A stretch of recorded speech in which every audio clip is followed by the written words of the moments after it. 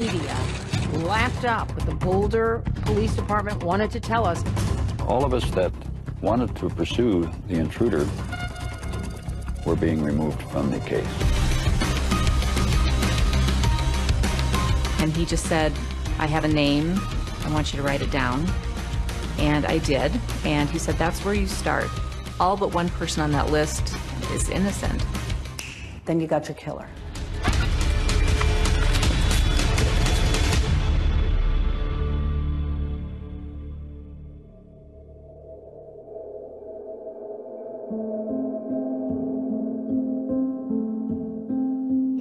The reason I think it continues to resonate is because we just don't know what happened. She was a spark plug in our family. That's how I looked at her. She kept things alive and going. She was a ball of fire. She was always very caring and spiritual. She could stand on her head. She could hula hoop. She could rollerblade. And she just recently learned how to climb a rock wall. She was a 6-year-old girl, somebody's daughter, somebody's sister, and she was taken from us in a very violent way. I want justice for JonBenét. That's why the case endures. Until the day we die, we'll be looking for the person that murdered our daughter.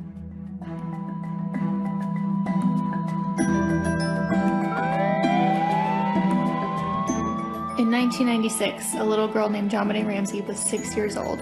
She was... Thanks for tuning in. My name is Jessa. And I'm Lexi.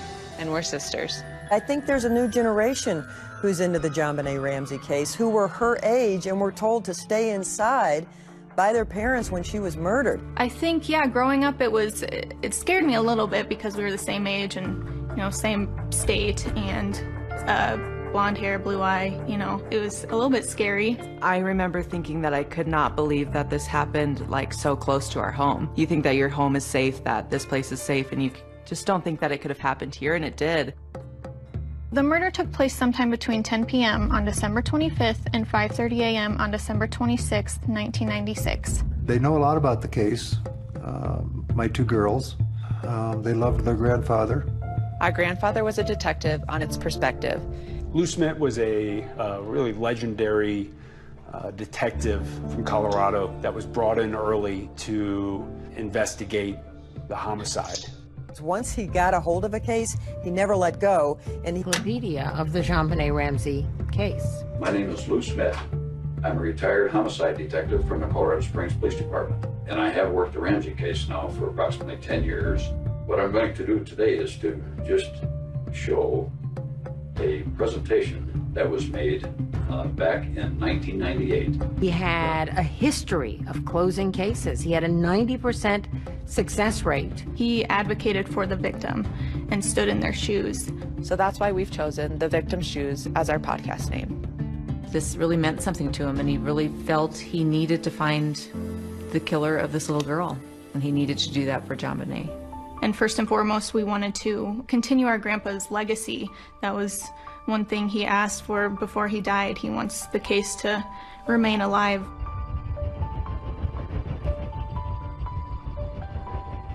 There's a saying here in Colorado that Boulder is 30 square miles of fantasy surrounded by reality.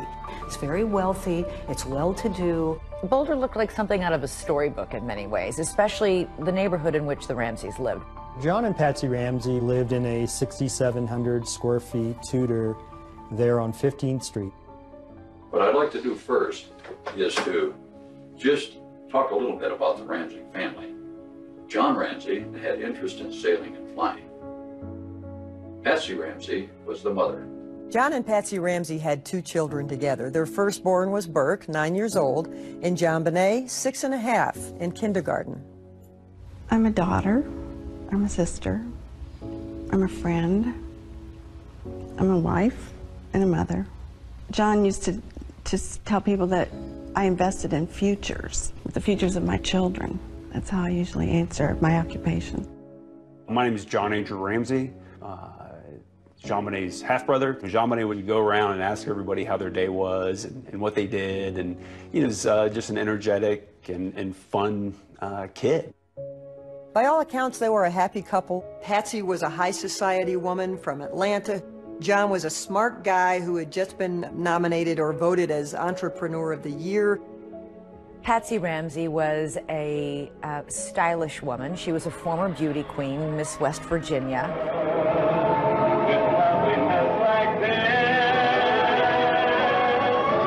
Oh, that is interesting because the case had gained so much attention because JonBenét was in pageants. By the time JonBenét was 4 years old, she was in the pageant system with big hair and lots of makeup.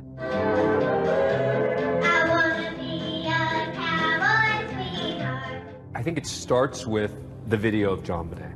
It starts with the fact that you have this beauty pageant video of a 6-year-old. That is where this starts, is people start saying, what's that about? How could that have played in? I think it also touches on parents who have young kids, like, could this happen to me? I really believe that if we hadn't seen the beauty pageant photos of JonBenét Ramsey, it might have just gone. We saw the beauty pageant pictures. Hello, I'm Patsy Ramsey. This is JonBenét. She's 4, Burke is 7. Well, Christmas seemed to be kind of a crescendo for our family. It just became this moment that we all look forward to, and it's a day of peace and quiet. Christmas was Patsy's favorite time, and she really went all out. She had a Christmas tree for every room, and every tree had a theme. The windows were done with garland, the staircases had garland, there were red ribbons everywhere. Everything was about entertaining, and she loved people. She loved to make people feel good. And from all of us at our house to everyone at your house, Merry Christmas and the happiest of New Year's. There was plenty to celebrate in the Ramsey home. Patsy Ramsey had recently been declared clear of this ovarian cancer that she had battled. And that was a huge relief to come back from stage 4 cancer. Plenty to celebrate that Christmas. So on Christmas Day, the Ramsey family opened presents at their home that morning. Patsy made pancakes, JonBenét rode her bike around on the patio, and both JonBenét and Burke had friends over to play that morning. The kids went outside to play with their friends with their new presents. They were going to a friend's house for dinner that night. We were going to leave early the next morning for a trip to our summer cottage in Michigan. It was going to be the first time we'd gotten all of our family together in Michigan for kind of a post-Christmas celebration. So we came home, went to bed. JonBenét was asleep when we arrived home. We took her to bed, got Burke to bed, set the alarm, and went to sleep. The next morning, Patsy was up first. You get up, you're dressed. What happens? I went down our steps from our bedroom to the 2nd floor. Then I started walking down the spiral staircase. And as I came to the bottom of the stairs, there were 3 pages neatly laid across one of the runs of the stairway. She picked up the note and she started to read it. I just remember when I read, "We have your daughter," it just, this overwhelming fear. And then? Then I just screamed for John, screamed. We have a kidnapping. Hurry, please. Explain to me what's going on. What's your name? Are you Patsy Ramsey? I'm the mother. Oh my God!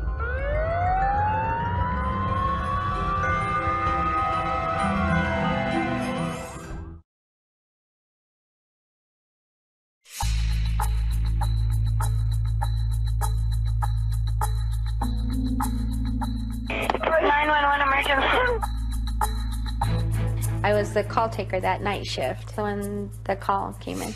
Police, what's going on? 5515th Street. What's going on there, ma'am? We have a kidnapping. Hurry, please. Explain to me what's going on, okay? There's a note left and our daughter's gone. There's a ransom note here. It's a ransom note? Oh my God! Please. She's hysterical, and she says there's a kidnapping. Please. I'm sending an officer over, okay? Please. Do you know how long she's been gone? No, I don't. Please, we just got up and she's right here. Oh my God, please. The note said, if you do anything, if police come, if FBI come, your daughter will die. You called 911. Yes, I did. I had to do something. I had to take action. And I mean, all this happened in a matter of moments. Patsy calls 911 at 5:52 a.m. and the first officer arrives at 5:55. Wow, that's fast. I know, that's really fast. More friends. She's in the hands of a madman. My phone rang. Pam, they've got her. What do you mean they've got her? They've kidnapped JonBenét. She's gone. What was the atmosphere like as you sat and waited? Well, it was awful. First of all, we didn't know whether the kidnapper was going to call that day because the note said, "I will call you tomorrow. Get plenty of rest."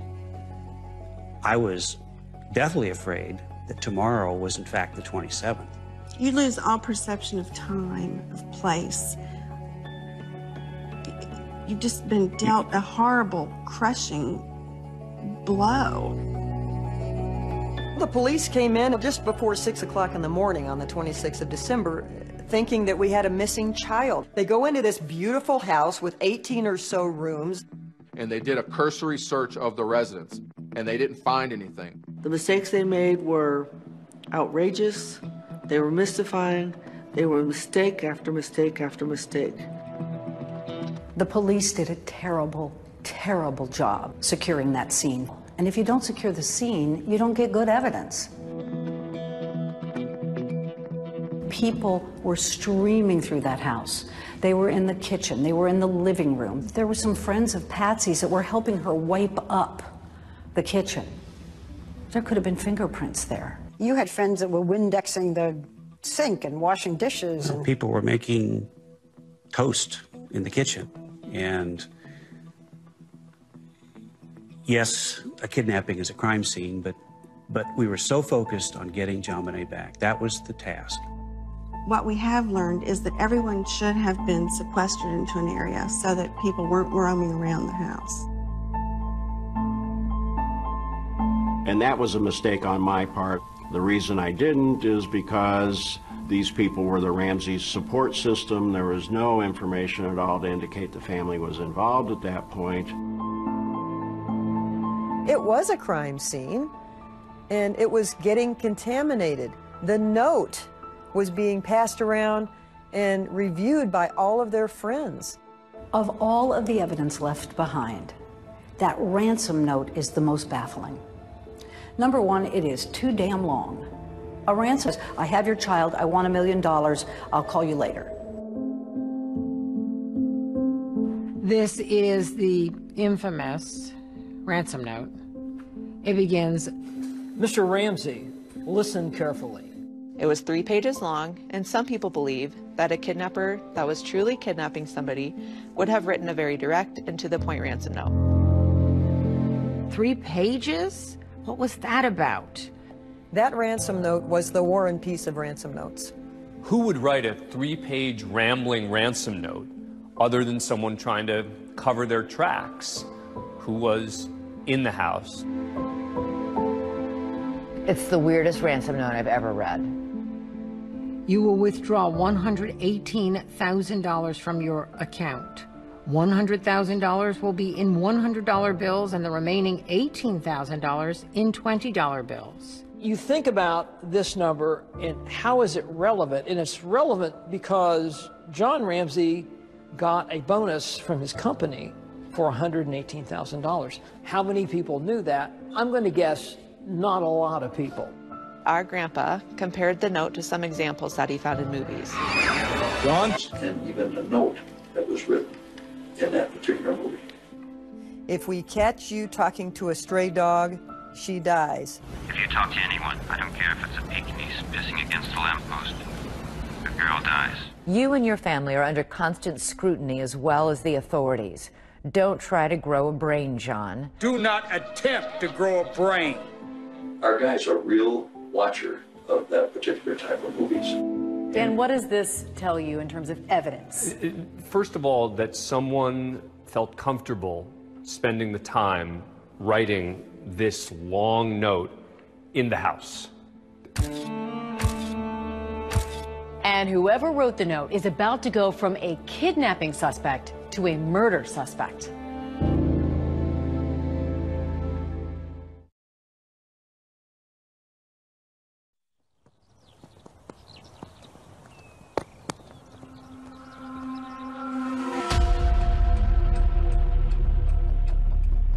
The ransom note had indicated there would be a call between 8 and 10 a.m. And the police had prepped me on how to respond in a phone call, and very important is you hear JonBenét's voice. Police officers were leaving at 9:30 and 9:45 before that time period of the phone call had even expired. One lone detective was left on the scene. Detective Linda Arndt is left behind in the house with John and Patsy Ramsey. She didn't have extensive homicide experience managing a kidnapping and what was about to unfold. This was likely pretty overwhelming for one lone police officer. Everyone is cleared but the family friends, victim advocates, and the detective. So nobody was cleared. Yeah, that doesn't make sense to me because everyone should be cleared from the scene. The house is full of people. And so this is a crime scene that is now being destroyed piece by piece. I was praying. Linda Arndt had said to me, we're hopeful that the kidnappers will just drop JonBenét off someplace. And I kept looking out the window, clutching this cross and just imagining that she was going to come running down the street. They're waiting for a telephone call from the kidnapper. What's going to happen next?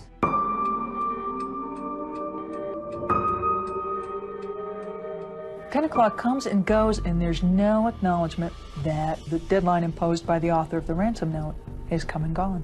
Nobody seemed to mark it or freak out about it. She noticed John Ramsey checking his mail in the kitchen and thought that was odd. Linda Arndt tells the restless John, why don't you look around the house, see if anything is missing or looks strange. Check the house, top to bottom. Small room. I knew instantly what I'd found. I'd found my daughter. Immediately knelt down over her, felt her cheek, took the tape off immediately off her mouth. I tried to untie the cord that was around her arms. I couldn't get the knot untied. Picked her up, and I ran upstairs and laid her on the floor and still had a hope that she was alive. And I see John Ramsey carrying JonBené up the last 3 steps from the basement. She looked like this. And John leaned down opposite, and he asked if she was dead. And I said, yes, she's dead. And as we looked at each other, I remember, and I wore a shoulder holster, tucking my gun right next to me and consciously counting, I've got 18 bullets. Why did you do that? Because I didn't know if we'd all be alive when people showed up. She clearly felt in danger. At that moment, she made it clear that she thought that John Ramsey killed his daughter and that they might kill her. It was shocking to me that she would think that. How is it that you have all these cops searching a home and nobody finds the body, but you ask John Ramsey to go look for things out of the ordinary, and he finds his daughter in a room that had never been opened by anybody in law enforcement? That's crazy. He lays her on the living room floor where just a few minutes before, friends and neighbors have been walking and, bringing in fibers and whatever to contaminate the scene. And then the coup de grace. He grabs a blanket, which is full of who knows what kind of contaminants, and throws it over the body. Patsy was being kept out of the room, and I didn't want Patsy to see JonBené laying there like that. I remember walking in and seeing her lying there in front of the Christmas tree. I knelt down over her and just laid my body on her body and my cheek against her cheek, and it was cold. And Father Raw was there. And he started saying the last rites, I believe. And I just kept saying, no, ask God. Ask God to raise her.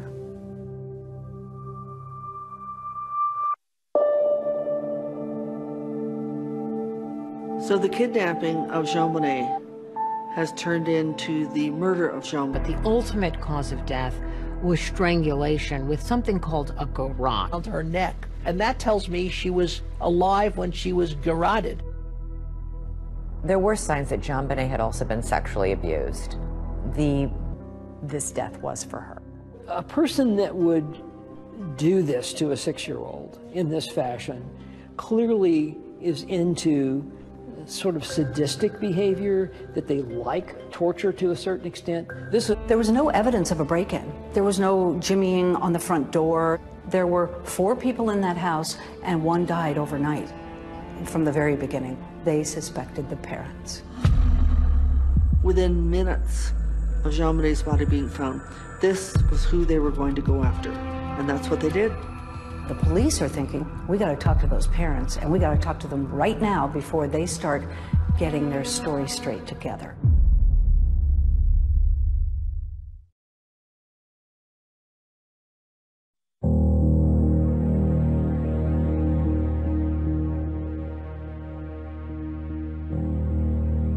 They brought JonBenét's body out past the candy canes that were decorating the front of the house, and there were only like 2 reporters outside to capture that. And then the storm happened. JonBenét Ramsey, the little girl in Colorado, was murdered. Beauty queen JonBenét. JonBenét's murder has frightened residents of Boulder. News outlets from around the world had descended upon Boulder and were just hiding in trees and bushes and digging through our trash, following me around town. I mean, it was war. The JonBenét Ramsey case was completely out of control. You also have to remember the O.J. Simpson case had wrapped up. The 24-hour news cycle, their content had dried up. And so along came the Ramsey family, and we fit right into that slot.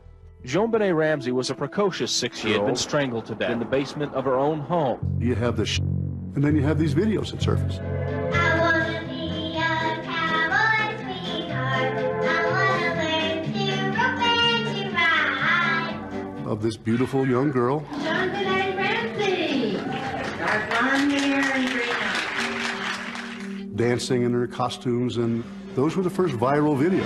She'd like to become an Olympic ice skater. It's part of what turned it into an international circus. Now we have Instagram and we have Snapchat, but back then, this was one of the first moments in time where something truly went viral. This little girl's image was everywhere overnight. The biggest negative factor about John and Patsy Ramsey was that they had allowed their daughter to be in child beauty pageant contests, and people did not like them. As our grandpa stated, this was a brutal, premeditated murder, not just a little doink on the head covered up by perverted staging. It seems unimaginable. Patsy's clothing. And that was very, very important. But there are problems because... For separate interviews, for examination of their body for defensive wounds, for collection of their clothing. That never happened. At this point, they haven't interviewed the mother or father. Not surprisingly, they're still very grief-stricken. They have not been in any kind of condition to be interviewed.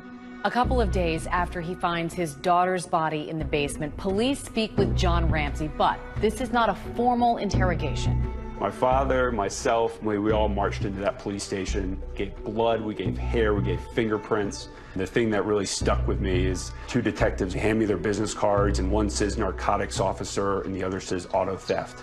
And I bury my head into my hands because I knew at that point we were in a bad spot. Boulder police didn't have the resources to solve a complex homicide. John interviewed with Boulder police. Patsy's doctor said she was too medicated and unable to get out of bed. The police were faced with lawyers and wealthy friends, people in the community who told the police, please give them room, they're grieving, what's the matter with you? Though the police had spoken to the Ramseys, what they really wanted to do was formally interrogate them. The police are thinking, we got to talk to those parents, and we got to talk to them right now before they start getting their story straight together. Your lawyers advised you then not to submit to police questions. Why not, people say? Wouldn't you have wanted to tell them everything? Well, I don't recall that our lawyers told us that at the time. We said, you know, yeah, we want to keep working with you, but can't you come here? We can't go out. Patsy was in bed. Patsy was barely able to move. We were perfectly willing and anxious to work with the police to find the killer. We had a higher priority at that point, and that was to bury our daughter. The family is flying the body back to Atlanta for burial. On New Year's Eve, JonBenét was laid to rest just outside of Atlanta, Georgia. This service is in loving memory of JonBenét Patricia Ramsey. We flew back to Atlanta to bury JonBenét, Atlanta being our home. Atlanta being where my oldest sister Beth is buried. We give thanks today for JonBenét, for the love that she had for her parents. I want to go back to the funeral. Whatever we do, we're gonna go through it together. We may not get far, but sure as the star, wherever we are, it's together. Wherever we are, it's together. We sang that. She and I sang that together. We'd sing it driving in the car, and we just knew that we would always be together in everything. I wanted my children to know that I was with them through thick and thin, regardless of what happened in life. You know, unconditional love. Oh, look at that. You can go places now. Every murder case that I've ever done, the parents are so grief-stricken, but they sometimes make a nuisance out of themselves at the police department. The Ramseys, literally the day after JonBenét's funeral, sit down for a television interview. The next thing the police knew, they were on CNN.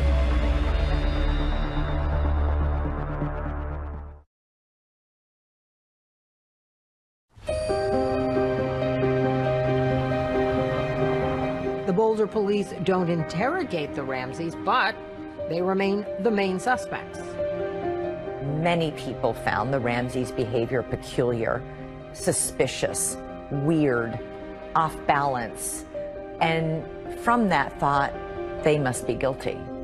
When you realized that you two were the prime suspects, what did you think? What did you feel? What did you say? Well, we were outraged. We were shocked. How could they think that? We were a normal family. I just didn't believe it. You just can't believe it. I mean, you were suffering from having lost our child. And then for someone to accuse you, it's just, you can't believe that would happen. A lot of people said, you know, if that were me, I'd be on the steps of the police department finding the murderer of my daughter. Then they go on CNN and say they didn't do it. If anyone knows anything, please help us. We've sensed from our friends that this tragedy has touched not just ourselves and our friends, but many people. As a mother, my heart went out to this couple. And if I were a resident of Boulder, I would tell my friends to keep your babies close to you. There's someone out there. But my journalistic brain said to me, this isn't right. They should be talking to the police, not the public.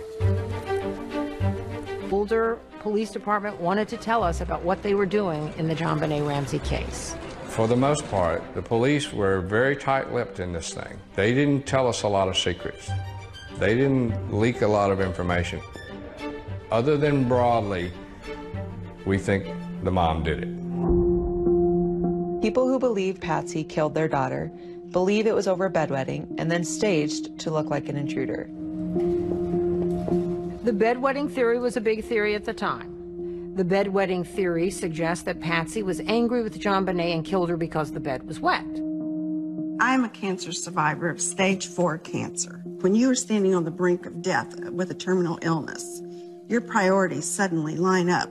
Bedwetting is totally insignificant. I love my children.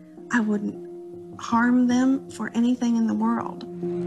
But Americans were fascinated with the possibility that the Ramseys might have done this.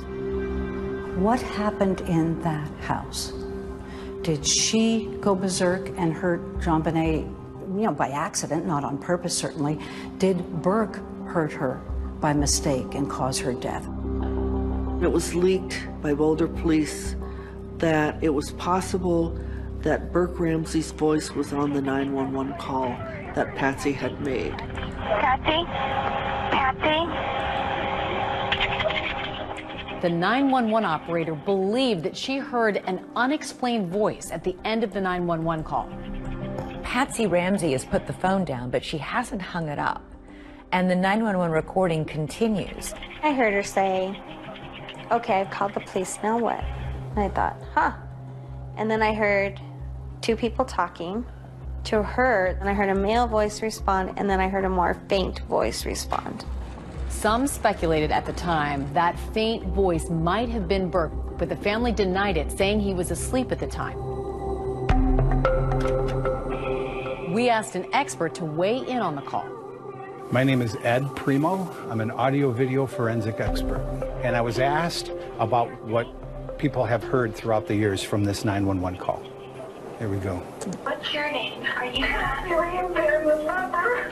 Oh my God! So when Patsy is speaking to the operator, we could clearly see bright yellow and orange colors. And as I zoom in to the recording here, I can see the formants. This is a visual representation of sound. The brighter the color, the louder the volume. Patsy? The sound changes right here, the section in question where people are hearing voices. We can see some sounds, but we don't see the formants like we saw over here. So I can't rely on those being words. There's just not enough signal to noise ratio in order to be able to perceive what those sounds are. They could be noise and they could be voices. I just can't, as a scientist, arrive at a reasonable conclusion. The Secret Service and the FBI also concluded that no additional conversation is audible. I think we've given way too much weight on whether or not Burke Ramsey was present when Mom makes the 911 call. Abuse or neglect of their children. All the evidence shows me that up until this point, they were devoted parents. Would you get up in the middle of the night and slaughter your child? We're parents. We love our children. There's so many puzzle pieces here that just don't fit. Do you really think your daughter's murderer will be found? Yes, I do. Because the killer has never been pursued. An objective, wide investigation hasn't taken place. The parents have been focused on. That's all that's been done. It might be an unknown entity then, not one of the suspects we've all been currently talking about and dissecting. I don't think it's any of the suspects we're talking about. What we know is that just within a few mile radius of the Ramseys' home, there was approximately 38 to 40 sex offenders in that area. And the question is, have they all been completely vetted? Was it an accident? Was it intentional, premeditated? I want to say something to the person or persons that took this baby from us. The list of suspects narrows. Soon there will be no one on the list but you.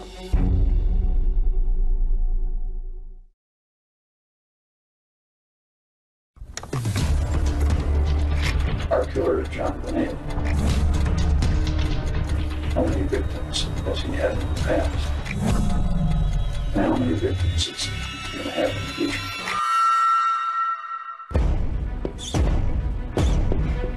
The grand jury couldn't point the finger at one or the other, but they were convinced that it was one of the two of them and that the other one helped. Go back to the damn drawing board.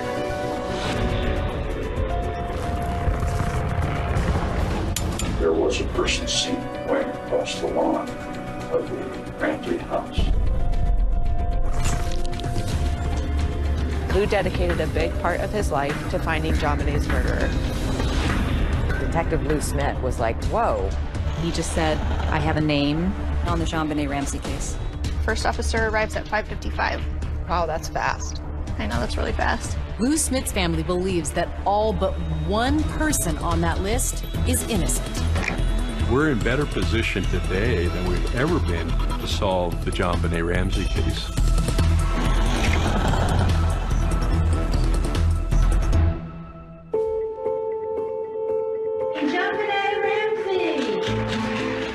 JonBenét was an entertainer. She would entertain at the drop of a hat. She loved to sing and dance and perform. It was a natural for her. I competed with JonBenét. She had all these wonderful costumes and outfits, and she had this presence. Third runner-up, JonBenét. It wasn't really a competition to her. It was more of like, this is fun, like let's go on stage and do that. My name is JonBenét Ramsey, and I'm 5.5. What is your favorite animal at the zoo? The monkeys, because they laugh and stuff and hang around. Today, that little girl would be 30 years old. I was her age. She would be my age now. She would be pursuing her own career. She never got to grow up. She is frozen in time now.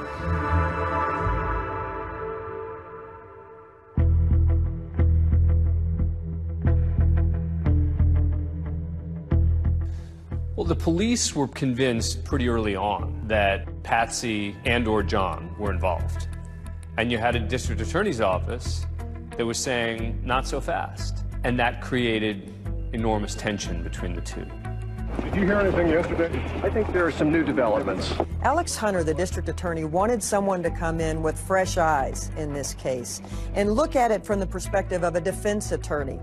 Who might have killed JonBenét as an intruder, not just the parents, but from the outside? Boulder DA Alex Hunter brought Lou Smith out of retirement to help solve the Ramsey case. One of the great challenges is to try to do the case right. And, you know, I think we're making efforts to meet that challenge by involving people like Lou Smith. The legendary investigator, Lou Smith. He had a history of closing cases. He had such tenacity. He was a bulldog. Once he got something in his mind, you know, once he got the reins in his teeth, he was not letting go. Lou Smith was my father. He was just known as, you know, the detective that solved cases. When he got to a murder scene, he spent time dictating everything he saw. Where the sun was in the sky, what the weather conditions were like, what the neighboring houses looked like. Our grandfather was a detective on one of the biggest unsolved murders in our generation. Prior to this case, Lou Smith had investigated over 200 homicide cases that led to arrests and convictions. Lou dedicated a big part of his life to finding JonBenét's murderer. When he started his investigation, he felt like everybody else did that it was probably one of the two parents. It seemed as though the parents were probably involved in it. I thought this would be a fairly easy case. I thought it would be a slam dunk. And I even remember talking to my daughter. I kind of joked with her, saying that, you know, if somebody did get in the house, it must have been Santa Claus coming down the chimney. It was within a couple of days after my dad started on the investigation, when he had a chance to review pictures, the evidence, that he was already saying, I think that they need to look the other way. He was already noting in his journal that he felt that they needed to look at an intruder. Lou came up with the intruder theory. You can't think about that theory without associating it with Lou Smith. The first thing that stood out to him was an open window in the basement. There was a suitcase propped up against it. He didn't buy the Boulder Police Department's conclusion that no one could get in that basement window. He began to say maybe somebody did get into that house. I'll show you how easily it can be done. So what did Lou Smith do? He went and climbed in the window himself with a camera rolling to prove that it could be done.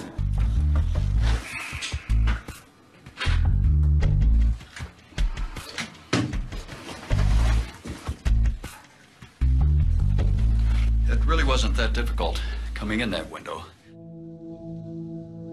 Maybe. But the other important point is, how soon was this guy's footprint? Some argue the footprint could have been inadvertently left by... That things are usually what they seem. Don't make it complicated. There's no reason at all for the Ramseys to use a stun gun. And the Ramseys don't have a stun gun. If it's not a stun gun, what is it? That's the question I always ask. You tell me what it is. So everybody sort of poo-pooed and ridiculed the intruder theory until Lou Smit started to stand up and point out things that everybody else, from the Boulder PD to the general public at large, had overlooked or dismissed. He said, wait a second, we need to look at this again. It actually is possible. It actually is plausible. And in his view of it, it's actually the most likely thing that happened. The police and the district attorney are at odds. The DA is looking at the intruder theory, the police focused on the parents, but both want to get the Ramseys to come in for a formal videotaped interrogation. Go back to the damn drawing board. I didn't do it. Lou Smit thought that the Ramseys were being targeted unfairly. Thought there was something drastically wrong. I had seen evidence of an intruder.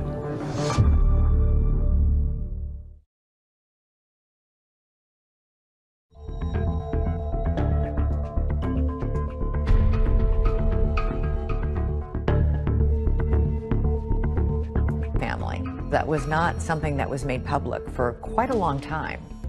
They knew at the time that there was DNA in her panties, that it was mixed foreign DNA, and that it was not from Ramsey's DNA, not Patsy's, not John's, and not Burke's. Detective Lou Smit was like, whoa, while you're pouring water all over the intruder theory, you're not revealing that you have found unidentified DNA and it doesn't match anybody in the Ramsey family.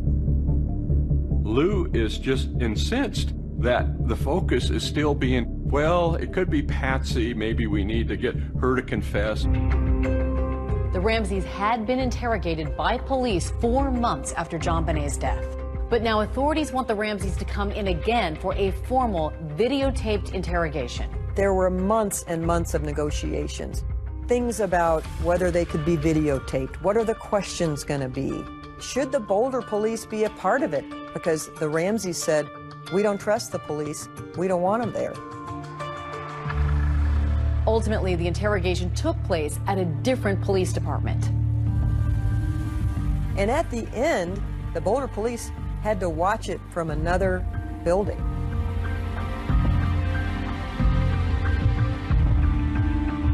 The Ramseys finally sit down with the police for a videotaped interrogation in June 1998, a year and a half after JonBenét's murder. Today is Wednesday, June 24th, 1998. I'm president of the Broomfield Police Department. Tricia Ramsey. Tom Haney, who was one of the most respected homicide detectives out of Denver, was chosen to interview Patsy Ramsey. Patsy Ramsey had a year and a half to prepare. I knew that it was going to be tough to get a spontaneous response. Do you ever recall purchasing black duct tape like this? It seems like there can't be a house in the world that doesn't have duct tape because it repairs everything. Well, I never liked it because it's so gooey. Isn't it gooey? He started out softly and kindly and curious, and then he got pointed with his questions, and that made Patsy angry. If I told you right now that we have, in the process of being examined, trace evidence that appears to link you to the death of JonBenet, what would you tell me? Totally impossible. Test. How is it impossible? I did not kill my child. I didn't have a thing to do with it. She said it was impossible that we had physical evidence linking her to the crime. I'm talking about scientific evidence. I don't give a flying flip how scientific it is. Go back to the damn drawing board. I didn't do it. John Ramsey didn't do it, and we didn't have a clue of anybody who did do it. I am so taken with her swagger. She just tells them, you know, you think you have some evidence on me? Well, you better look again. We love that child, okay? We're not involved. Read my lips. Let's find out who is. She's very feisty. She's very combative.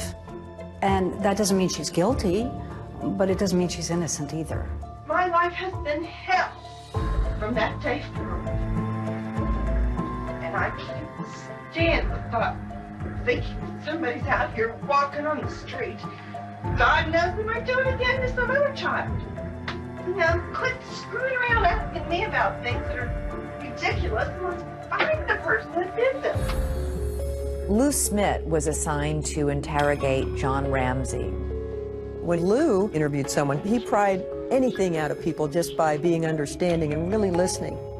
Now, John, and I know this is touching right back on a very delicate spot. Was this tape wrapped around anywhere, or was it stuck down? It was very firm across her lips. I thought John was much more measured and composed. You don't see the drama. I see a lot of pain in that man. Reached out, flipped the latch, opened the door, immediately what I found. Okay, and you say immediately? There was a white blanket, and I just knew I found her. I think those tapes were so intriguing to watch, but the bottom line is there's nothing there that they could use to say, aha, we've got you. Both John and Patsy deny in the interrogations that anyone in their family killed JonBenét. We want to do what we can to help solve this case for you. My dad's conclusions after that interview were just firmed up his belief that the Ramseys had nothing to do with this murder. I'm not saying parents don't kill their kid. Parents do kill their children. So, but they're trying to say, Patsy, that their actions before, during, and after are all consistent with innocent people. You didn't do it. My dad started getting frustrated as time went on because he felt that the case against the Ramseys was being slanted where no other evidence was coming in. I thought there was something drastically wrong and that there was a gross injustice in this case. I had seen evidence of an intruder in the house that night. Lou Smit thought that the Ramseys were being targeted unfairly, and he didn't believe the police were listening to him. Smit so strongly disagrees with the prosecutor's focus on the Ramseys that he is resigning from the case, saying, "The case tells me John and Patsy Ramsey did not kill their daughter." He wrote a letter to Alex Hunter telling them that he couldn't be a part of the persecution of these people, is how he termed it. He wrote, "I intend to stand with this family and somehow help them through this and find the killer of their daughter." My dad may have resigned from the district attorney's office, but he never stopped work on the case. He walked in JonBenét's shoes, and he owed it to her, he felt, to continue his investigation. One thing Lou Smit fought to do was tell a grand jury his side of the story, the intruder theory.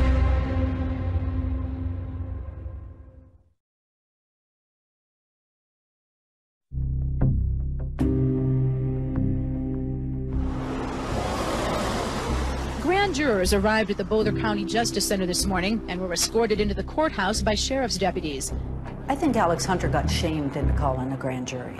I mean, he didn't do it until September 1998, almost 2 years later.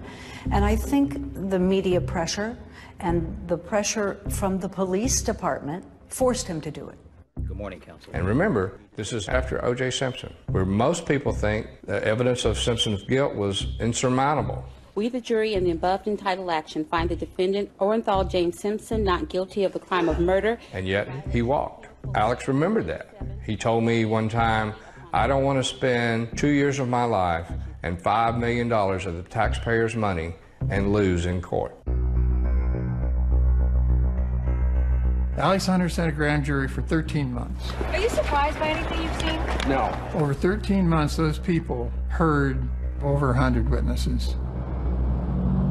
My name is Jonathan Webb. I was a grand juror on the JonBenét Ramsey case. It bothers me that the murder of a little girl like this has gone on unsolved for essentially a quarter century. members of the Boulder grand jury looked very much like detectives themselves as they finally toured the Ramsey house. From a crime scene perspective, it was very disturbing how she was found. She's on a concrete floor, a garrote around her neck, and she's 6 years old. That's pretty horrible. Webb told us that the grand jury spent most of their time focused on two main issues. First, who wrote that ransom note? We heard from 3 handwriting experts, and even though the handwriting experts couldn't definitively say that she wrote it, they all 3 came to the same conclusion that it could have been Patsy Ramsey. The Ramsey defense team had their own experts who said that the comparison between the writing on the ransom note and Patsy's handwriting was not conclusive. We asked an expert to weigh in on the case. My name is Jennifer Nasso. I am a forensic document examiner. Handwriting is a great piece of evidence to have because you can identify the writer of a piece of writing. Throughout the ransom note, there's potential that the author attempted to disguise their writing. It doesn't look smooth and fluid. It's very, very shaky. So it looks like someone was purposely trying to shake their hand to alter the way that the writing looks. This is an example from the ransom note, where you see that kind of typewritten formation of the letter A. This is also from the ransom note, where you see that regular printed A. There are similarities between the ransom note and Patsy Ramsey's writing.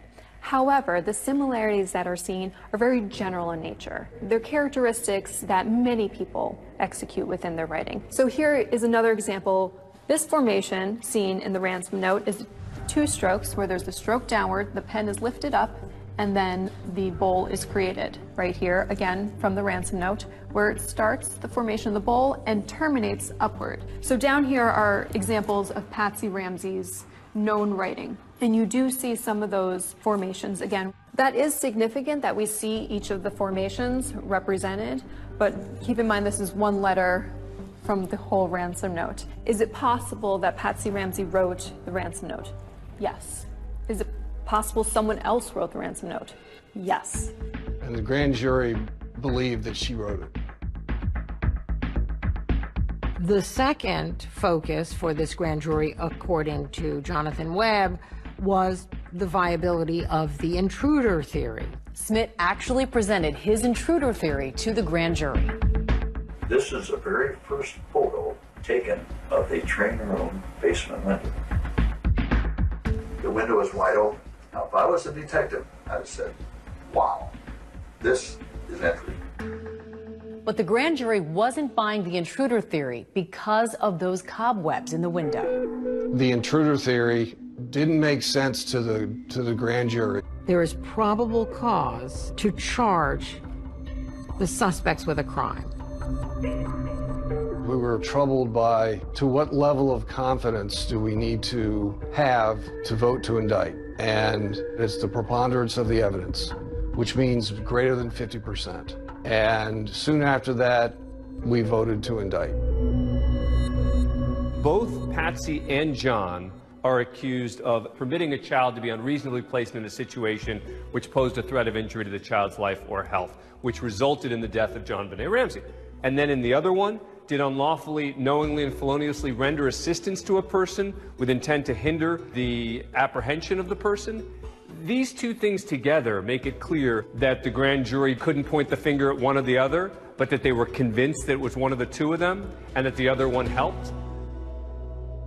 This is 7 News at 5. There is high anticipation in Boulder right now for a Ramsey decision, and we are about to hear an announcement from Boulder DA Alex Hunter. I and my prosecution task force believe we do not have sufficient evidence to warrant the filing of charges against anyone who has been investigated at this time. I was shocked. It's extremely unusual for a grand jury to vote to charge and the DA not charge. And you think it was the right decision? I think it was the right decision. I think no matter what you think about the case, I think that they would never have gotten a conviction. Thank you very much. We've done all this work to try and vet the Ramseys. What work have we done to truly vet other potential suspects in this case. That's why Lou Smith continued investigating even after he resigned from the case. Lou Smith calls me cold, and I said to him, I've been praying for somebody to call and want to listen. Well, I believe a friend of mine killed her.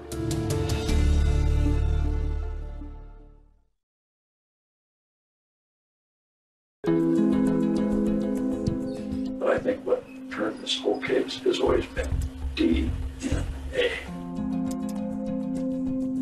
The killer left behind, I believe, part of his DNA. Over nearly 13 years, Lou took all of the information that he had on this case. In theory, that could be scraped, and they could match that up to my DNA. In 2008, the then district attorney for Boulder, Mary Lacy, decided to do a new round. Now, this new touch DNA uncovered DNA from at least one unknown male in 3 places on JonBenét's body that doesn't match anybody. It's basically not going to look at the family any longer. The news broke here at the district attorney's office with this incredible letter to JonBenét's father. DA Mary Lacy wrote John Ramsey, "We do not consider your immediate family, including you, your wife Patsy, and your son Burke, to be under any suspicion in the commission of this crime." John Ramsey appeared on a local newscast. We're certainly grateful for an acknowledgement that we are innocent, that this was an intruder, which of course we've always maintained. Somewhere, somehow, there may be a match to that DNA. Then you got your killer.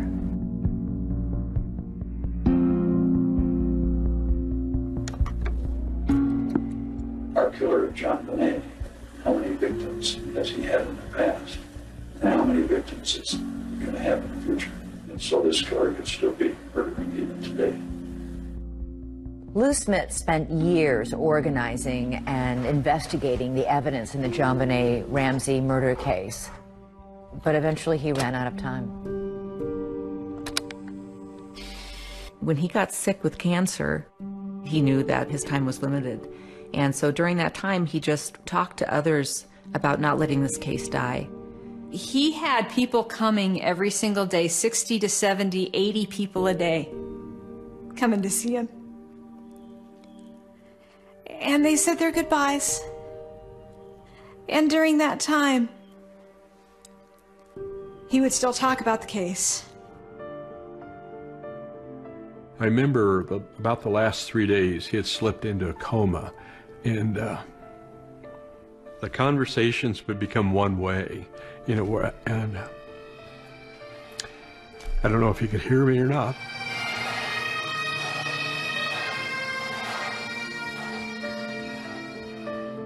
It's very much an honor to be here to celebrate Lou Smith's life and to share my thoughts with you. I'm John Ramsey. I had the opportunity to visit Lou a week before he died. Remarkably, during that time together, Lou talked a lot about the case. He hadn't given up. He never gave up. When Lou Smith died, he passed the torch of the JonBenet Ramsey investigation onto his daughter, Cindy Mara, and she took it. And he just said, I have a name. I want you to write it down. And I did. And he said, that's where you start. You know, we'd be glad to pay that. We don't have that electronic report, so we would need Boulder to send it. After my dad died, you know, a couple of us, our family, and then some of his old homicide partners, we just formed a team. You want to go down to number 2, because that is an in-state one. Yep. What we all share in common is that commitment to fulfill Lou's dying wish that this case doesn't die with him. And I think it's that devotion, that respect, that love for Lou is what keeps our team moving forward. There were a whole host of other possible suspects. This is Bill McReynolds, the local Santa in town. There's no way in the world that I could be involved in the death of this little girl. I adored her. What a perfect suspect. Santa Claus. Wouldn't that have just tied it all up in a nice little bow?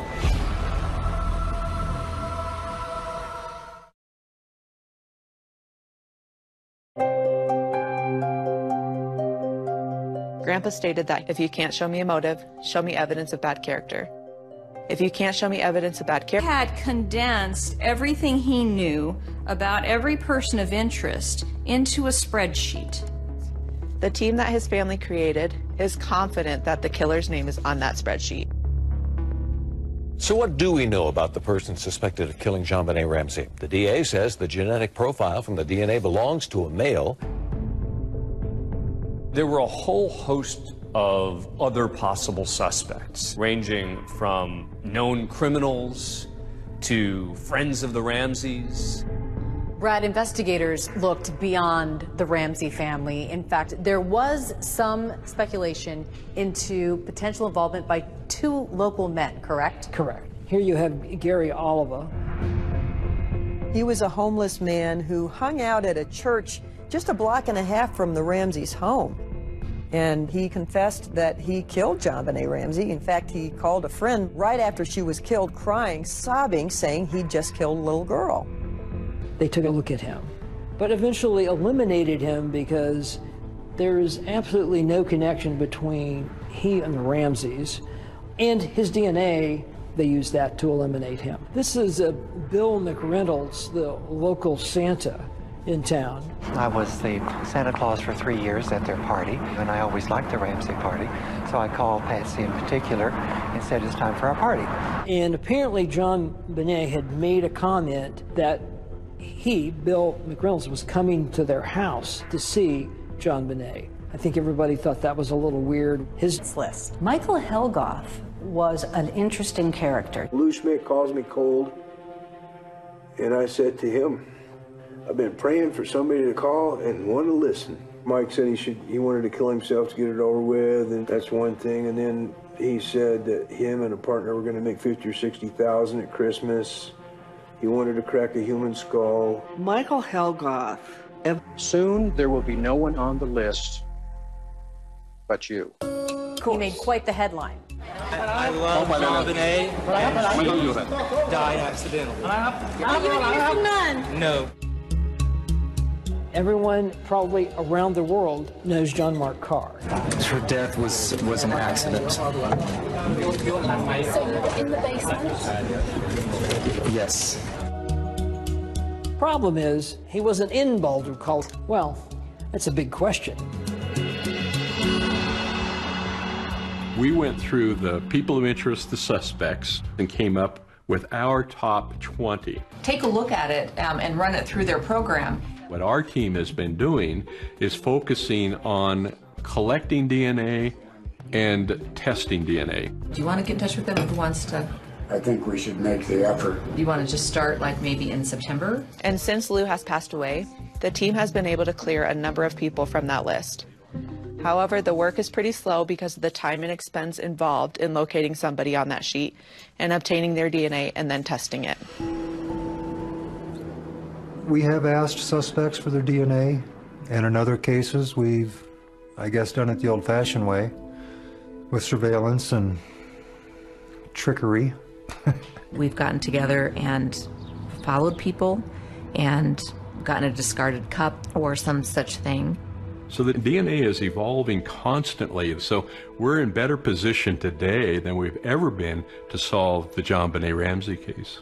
We are just trying to eliminate people from that list, and we just figure if we keep at it, hopefully we'll finally whittle it down to one person remaining on that list. Lou Smith's family believes that all but one person on that list is innocent.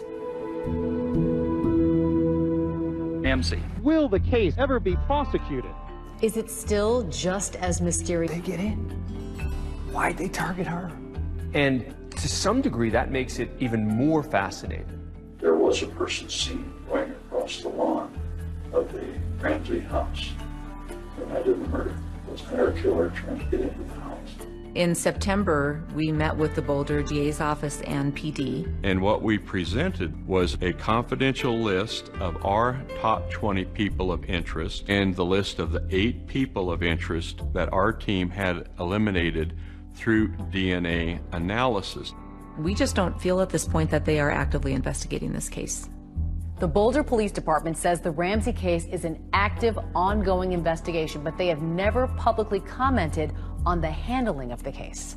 This team is... When we end up being too old to do it, but we're not going to stop investigating. We're just not going to do it. This case boils down to Intruder or Ramsey.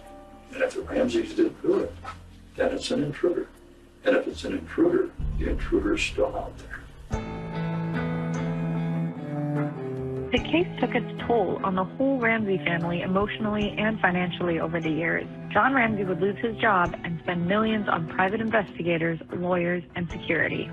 There are still people today, John, 22 years later, who believe you or Patsy or Burke had something to do with the murder of John Benet. I know that. And how could they have believed otherwise? Because that's what they were told.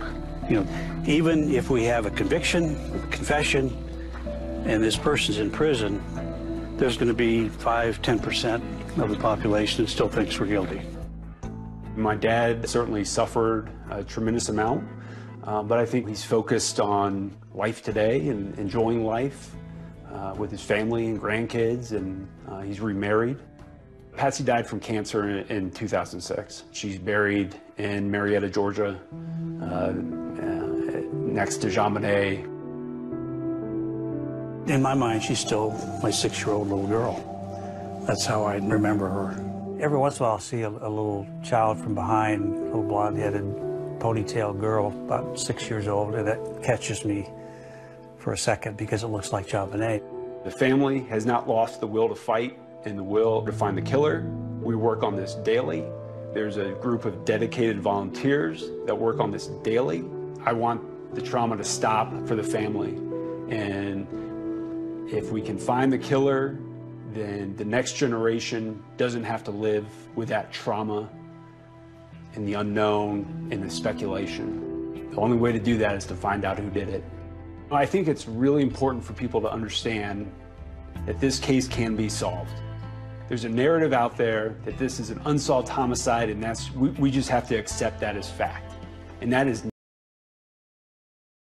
a devoted couple building the perfect family. They were both very committed to adopting children that had a difficult past. Everybody in the family loved her. Murdered in a night of unspeakable horror. She saw a man with what appeared to be an axe. Her skull was split with a maul. Who could have wanted Bob and Kay Swartz dead? This person had threatened to kill them. We couldn't rule out anyone. We just didn't know. And what detectives uncovered has everyone blindsided. I didn't have a single suspicion. I would have never thought. The relatives were in disbelief. The expected killer hadn't done it. The unexpected killer had done it. Nobody in a million years would have expected them to commit one of the most heinous crimes in the history of it. Police in Cape St. Clair, Maryland, receive an eerie call. Okay, what is the problem, sir? My parents are dead. You think your parents are dead? Yeah. First responders race to the scene and make a horrific discovery. When I arrived, there were uniformed officers that were protecting the crime scene who told me we had a 17-year-old and a 9-year-old who just learned that their parents, Bob and Kay Swartz, were killed. The children are visibly shaken and in shock, but agree to answer a few questions. My partner and I met with a young man by the name of Larry Schwartz and his sister Annie. Both of them were very calm. This young man, he said that he had gotten up that morning and that Annie, who was 9, told them that she didn't know where their parents were. He then looked out the dining room window and saw his mother's body in the backyard. He told me he immediately shielded Annie's eyes so Annie wouldn't see her body and called the police. Detective Barr leaves the kids in the care of the attending officers and moves to the backyard. It's his first grim look at the scene of the crime. Kay Swartz was found outside. She was a few feet from the sliding glass door in the snow. She only had one sock on her right foot. Her left foot was bare. The blood in the snow was horrific. It was just horrific. The blood had created a slush in the snow. Kay Swartz had puncture wounds around her neck, and she had a massive wound to the top of her skull. Detective Barr then heads inside I looked in the basement area and I found a black vinyl chair that had pooled blood beside it. It appeared as though she had been attacked sitting in that chair, and she bled heavily onto the floor. And there was blood from that chair leading out back. Just when it seems the crime scene can't get any more grisly, detectives discover another ravaged body. We found a small office adjacent to the landing of the stairs. The door was closed. We opened the door, looked inside, and found Bob Schwartz's body. There was an inordinate number of stab wounds to Bob Schwartz. There were defensive wounds in the body.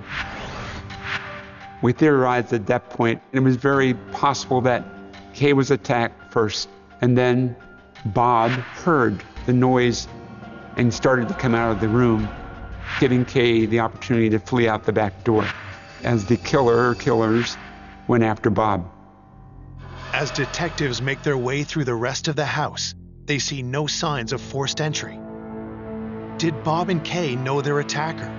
Or did an intruder sneak in through an unlocked door? As I viewed this crime scene, the enormity was off the chart. There was blood found everywhere. It was extraordinarily gruesome. Investigators collect blood evidence, but there's no sign of a knife or any kind of murder weapon. Then, toward the back of the house, they spot a critical clue. We found a bloody palm print on the sliding glass door near Kay's body. We wanted to figure out who it actually belonged to. Bob obviously never left the computer room. He died where he was attacked. And Kay's body was outside, and neither one of her hands had blood on the palms. That palm print probably belonged to the killer. While concerned neighbors whisk Larry and Annie away, detectives get a chance to talk to some of Bob and Kay's grieving friends who have gathered at the house. When I found out that Bob and Kay had been murdered, I said, "What? You're numb. You don't know what happened." And I just couldn't believe that Bob and Kay were gone.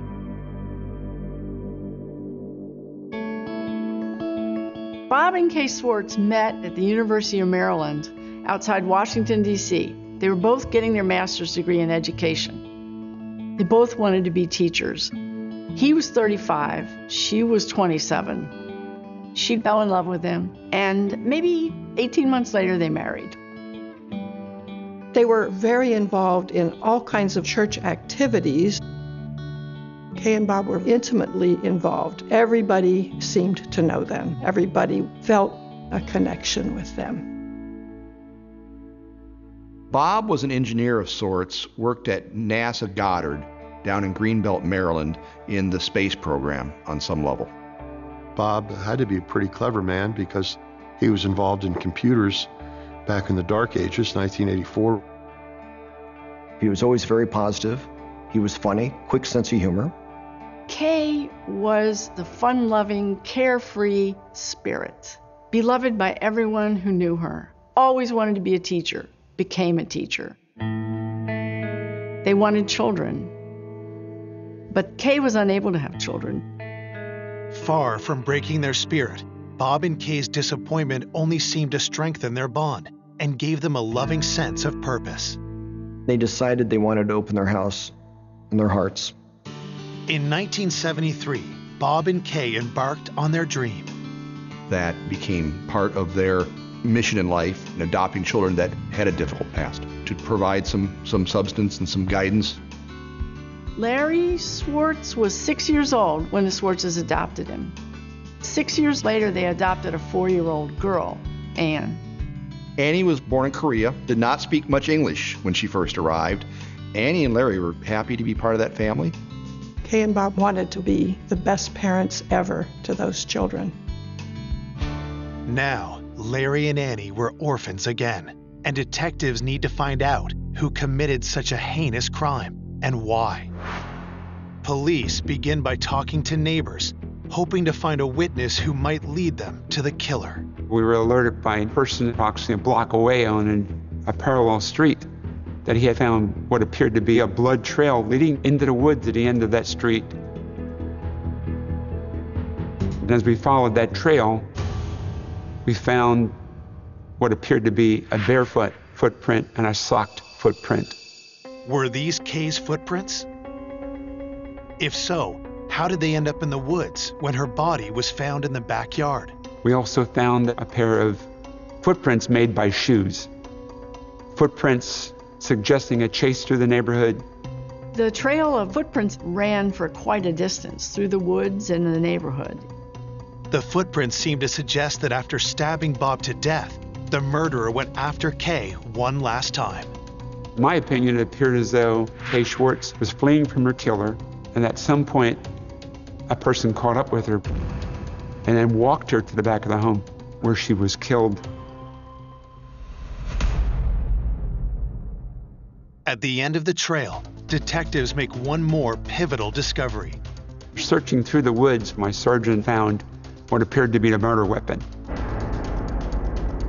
It was a wood-splitting maul.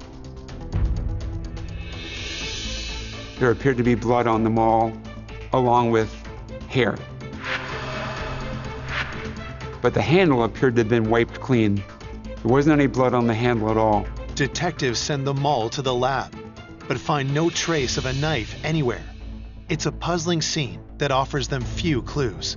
It was a very difficult crime scene to try to put together in your mind what may have happened or how did this occur. At this point, we only had 2 children, Larry and Annie, who could provide any information. When detectives circle back to them at the neighbor's house, they do their best to help. Annie related to us that she had awakened in the middle of the night to her father's screams of "help me, help me." She continued to tell us that she went to investigate and she walked to the door that exited to the carport.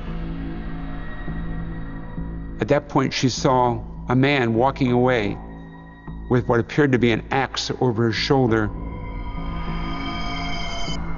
And she described the person as very tall, with curly hair, and asked, "Was that person as tall as me?" She said, "No, he was taller."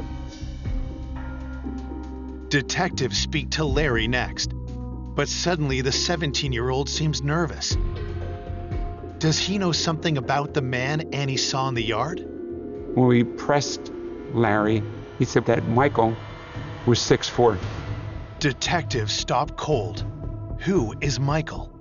And very quickly I established that Michael Schwartz was a brother of Larry. As it turned out, Bob and Kay Schwartz had adopted 3 children. Michael, who was also 17, no longer lived with them, but it wasn't clear why. So at that point, we were very, very eager to talk to Michael. Coming up, investigators uncover bad blood and dark secrets. They send him to a state mental hospital. Detectives uncover startling clues. Nobody expected anything like this to happen. It became almost unbelievable. Was there more than one person with a score to settle? This person said, "I could stick a knife in his back." We didn't. The homicides of Bob and Kay Schwartz. Police learned the couple's adopted children have an estranged brother. Both Annie and Larry related to us that Michael no longer lived with them, but had been getting into a lot of trouble. Detectives are anxious to know more. Could Michael have possibly wanted to harm Bob and Kay? As we spoke to relatives during the investigation, Michael was quickly identified by them as someone we should look at very closely. Michael had made threats internally in the house. Detectives interview the Schwartz's friends and family to get more insight into Michael's history. Larry was the Schwartz's first adopted child. But long before Annie, Bob and Kay provided Larry with a brother. Michael was 8 years old when the Schwartzes adopted him. The boys were only 6 months apart in age. The Schwartz's second adopted child had arrived at their home, a troubled boy. As they interviewed everybody, detectives found that Michael's mother abandoned him when he was an infant, and Michael was relinquished to the custody of the state and became a foster child. He went through a series of 6 foster homes before the Swartzes adopted him. Bob and Kay were determined to turn Michael's life around, but the boy's difficult past wasn't easy to shake, and the problem started almost immediately. Michael was so antisocial in his approach to life. Michael was having behavioral issues at home, not obeying his parents on a consistent basis, smarting back, profanity. As the boys grew older, Michael continued to struggle. But that didn't stop Bob and Kay from having high hopes for both their children. I think Bob and Kay expected Larry and Michael to apply themselves very diligently to their studies and to do well. I think that Larry had a desire to please people. He had kind of a soft-spoken shyness to him. He seemed to want to engage with people. But I think Michael was a challenge from the get-go. I think Michael, he had some deviancies that probably would have precluded anybody from having any type of relationship with him on any level. 2 years after Michael was adopted, Bob and Kay found a new ray of hope when they adopted Annie. Annie was cute as a button when she arrived. Everybody loved her. Bob adored Anne. Annie became the apple of her father's eye, and suddenly Annie, the baby, became the favorite child. Everybody in the family loved her. The more attention Bob gave Annie, the harder he was on his two boys. Larry seemed to be able to turn the other cheek, but not Michael. Michael had been getting into trouble more increasingly over the last year or so. Michael began to have problems of a fairly serious nature. Tension between he and his father, tension between he and the other family members. By 1980, Michael's rebellious nature pushed his parents to their breaking point. One night, Michael asked to go out, and they said no. So he sneaked out. Went out with his buddies. When he came back home at about midnight, he pounds on the door. His mother comes to the door, looks at him and says, "No, we're not letting you in." He goes over to a neighbor's house, spends the night, goes to school the next day on his own. And while he's there, his parents had called social services, said we can't handle him anymore. After 5 years of struggling with Michael, Bob and Kay were so concerned about his volatile behavior that they asked the state to place him with another family. He never lived at home again. It was just a very difficult situation. Bob and Kay loved him, but they felt there was nothing they could do for him. While Bob and Kay tried to stay focused on Larry and Annie, Michael's state of mind seemed to deteriorate. Michael had been in a reform school, and he got in a fight and got in some trouble, so they sent him to a state mental hospital for evaluation. And that was just a few weeks before the murders. He was staying at this facility. The Crownsville State Hospital Center was terrifying, faceless, institutional, decrepit buildings, straight out of a Stephen King nightmare. Had Bob and Kay's rejection led Michael Swartz to commit a cold-blooded murder? Detective Barr and his partner decide to make the short drive to Crownsville and ask Michael for themselves. He was interrogated by these talented homicide detectives. Michael's denying. Michael's words say one thing, but to the detectives, his appearance tells a different story. They did notice it. Michael had very noticeable marks on his long neck, and he clearly had an injury of some kind there. But he said they were hickeys. Detectives keep pushing, but Michael is adamant that he was at the hospital on the night of the murders, and the hospital records back up his claims. We learned from the staff that their logs indicated that Michael had been there all evening. He has what appears to be an ironclad alibi. I mean, he is in a locked ward in a state mental hospital. The police weren't so sure. A lot of people weren't so sure.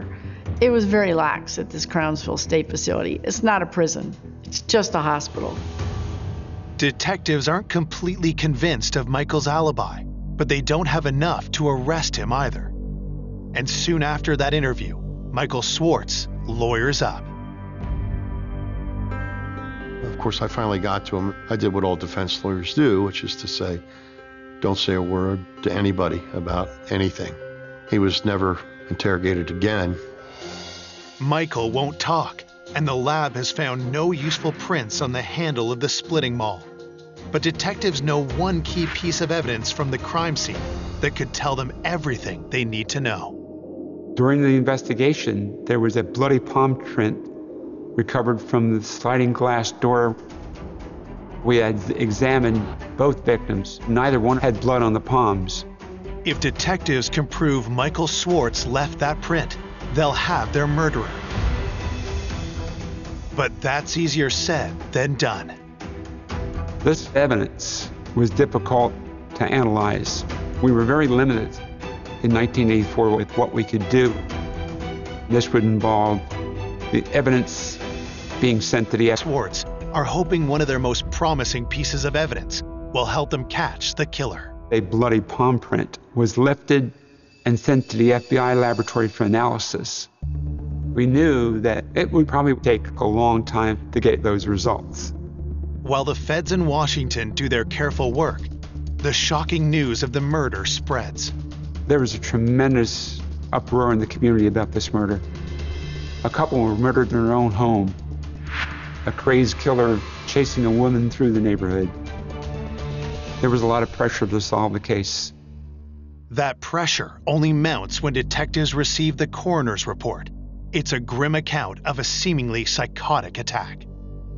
The wounds to Mr. Swartz numbered 17 in total, and in fact were lethal. Both his right and left carotid were severed during the attack. On Kay Swartz, the autopsy showed that she was stabbed 7 times around her neck area, but they were very light wounds, tentative, and then her skull was split with a maul.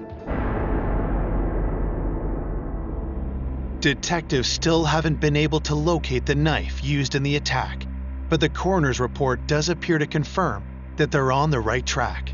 According to the medical examiner, we had the right theory about how this may have occurred. Kay was stabbed in the basement, got up to flee. The killer would have chased Kay Swartz as she ran from the neighborhood and into the woods, then back to the house where she was killed.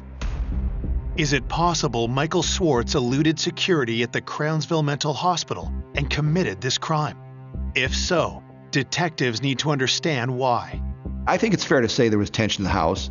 Bob had a bit of a shorter fuse than Kay and had a little bit less willingness to be tolerant of some of the children's shortcomings.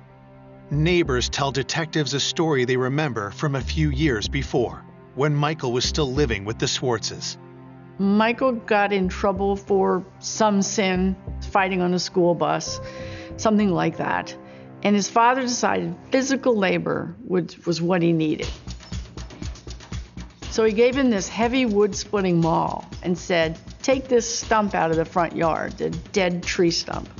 It was massive, a massive thing. There was no way Michael could get it. But he just swung it again and again and again. Neighbors told us that Michael chopped at that tree every evening for up to 3 hours, and approaching a month later, the stump was still there.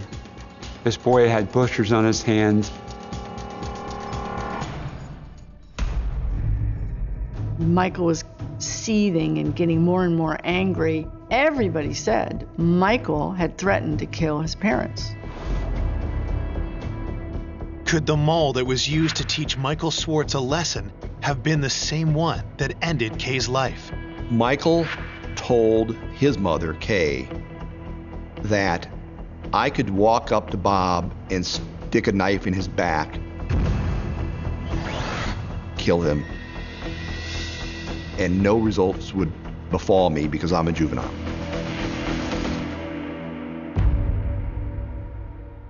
The logical assumption on all of our parts was Michael had made good on his threat. He had said he would do it, and now he's done it.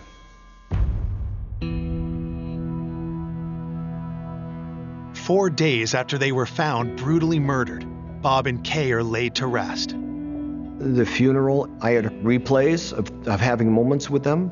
I always admired them. Like, why would somebody kill them? The couple's obedient children, Larry and Annie Swartz, have been staying with friends of the family, while their brother still resides at Crownsville. Michael Swartz was allowed out of the hospital to come to the funeral, and at the cemetery, both boys stood over the grave and shook holy water, one into Kay's grave, the other into Bob's grave. Off to one side, the two detectives on the case stood in their suits with their sunglasses in the cemetery. Everyone gathered around, gave them their support. But most people believed it was Michael who had done it. Many note the suspicious red marks still visible on Michael's neck. Talk spreads through the community. The newspapers were saying that Michael was a suspect. But even though he was in Crownsville at the time, there was some question about the accountability there, and maybe he could have gotten away and done it. With lingering concerns over Michael's alibi and the security at Crownsville, detectives decide there's only one way to find the truth once and for all. Wanting to make sure that we had crossed every T and dotted every I, my partner and I decided that we were going to follow up and visit that mental hospital again. We wanted to make sure that it was impossible that Michael would never have been able to leave undetected. So we asked the staff to lock us in the ward where Michael was committed. If Michael could have gotten out of that, there was a chance. Detectives are about to put Michael Swartz's alibi to the test by locking themselves in the room where he stayed at the Crownsville Mental Hospital. If he had killed his parents, Michael would have had to leave undetected, return, and get back in without someone discovering that. And we went through every door and every window, and there was no possible way we could have gotten out of that without help.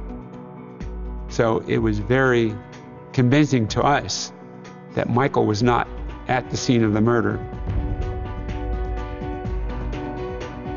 Michael's been eliminated as a suspect. It's good news for Michael, but a setback for detectives. The young man was their strongest lead. Undaunted, investigators reach out to the public, hoping to cast a much wider net. As we conducted our investigation, we methodically went through a list of possible persons that may have intended harm to the Swartzes. We started a hotline for people to call in tips, and we got phone calls from various neighbors and acquaintances. One of the many calls that come in immediately piques the detectives' interest. Persons we interviewed told us that Bob steadfastly picketed an abortion clinic in Annapolis for 4 years. Never missed a Saturday. And he would approach women entering the abortion clinic and attempt to change their mind about what they were going to do. He would intensely try to dissuade women from coming into the clinic. He would get up in their faces. Detectives confirm that a few of those women filed police reports against Bob, so they begin interviewing every complainant and witness connected with those reports. The police were called on several occasions by the clinic. Bob was never arrested, but he caused the abortion clinic a lot of grief. Could the killer be someone Bob confronted, or someone with a grudge against Kay? Kay was a school teacher at Broadneck High School. In her classroom, she was known for laissez-faire, not a strict disciplinarian. According to witnesses, Kay was well liked in school. She was an easygoing teacher. Detectives pursue every credible tip that comes in. Our investigation revealed that there was no evidence that anyone would have a vendetta against her. In fact, there was no motive that we could establish where anyone would have been that angry or vengeful to want to kill either of them.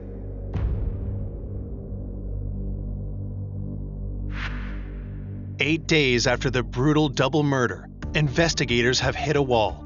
With no fingerprints on the splitting mall and their single most promising piece of evidence still under analysis, detectives are all out of options. Undaunted, they decide to start fresh, poring over every piece of evidence they do have, starting at the very beginning. Colorado County Police. Okay, what is the problem, sir? My parents are dead. You think your parents are dead? Yes. This time, investigators hone in on something they didn't notice before. When I listened to the 911 call, Larry Schwartz said, "My parents are dead." My parents are dead. However, he told the first police officer on the scene that he hadn't gone downstairs. His father was in the basement. At that point, he was only known that his mother was dead, not his father. So there's an inconsistency there. It didn't make sense. The discovery leads Detective Barr to take a harder look at Larry's version of events, and he finds several contradictions.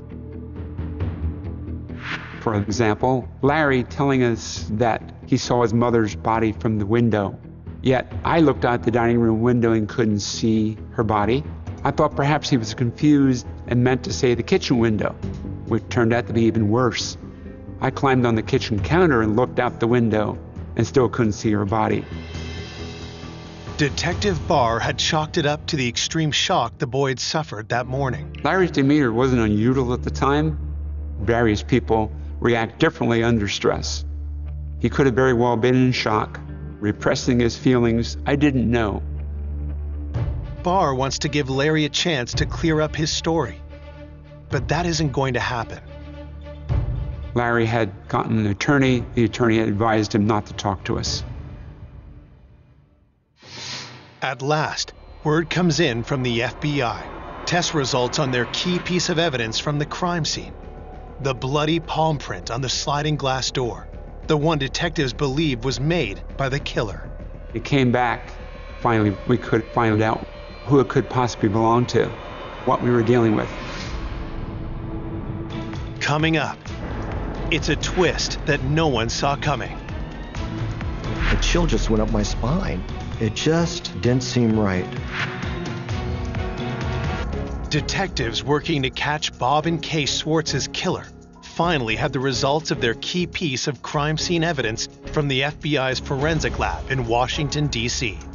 I was notified by the FBI laboratory that they had positively identified the bloody palm print recovered from the sliding glass door. The results confirm what detectives believed months earlier.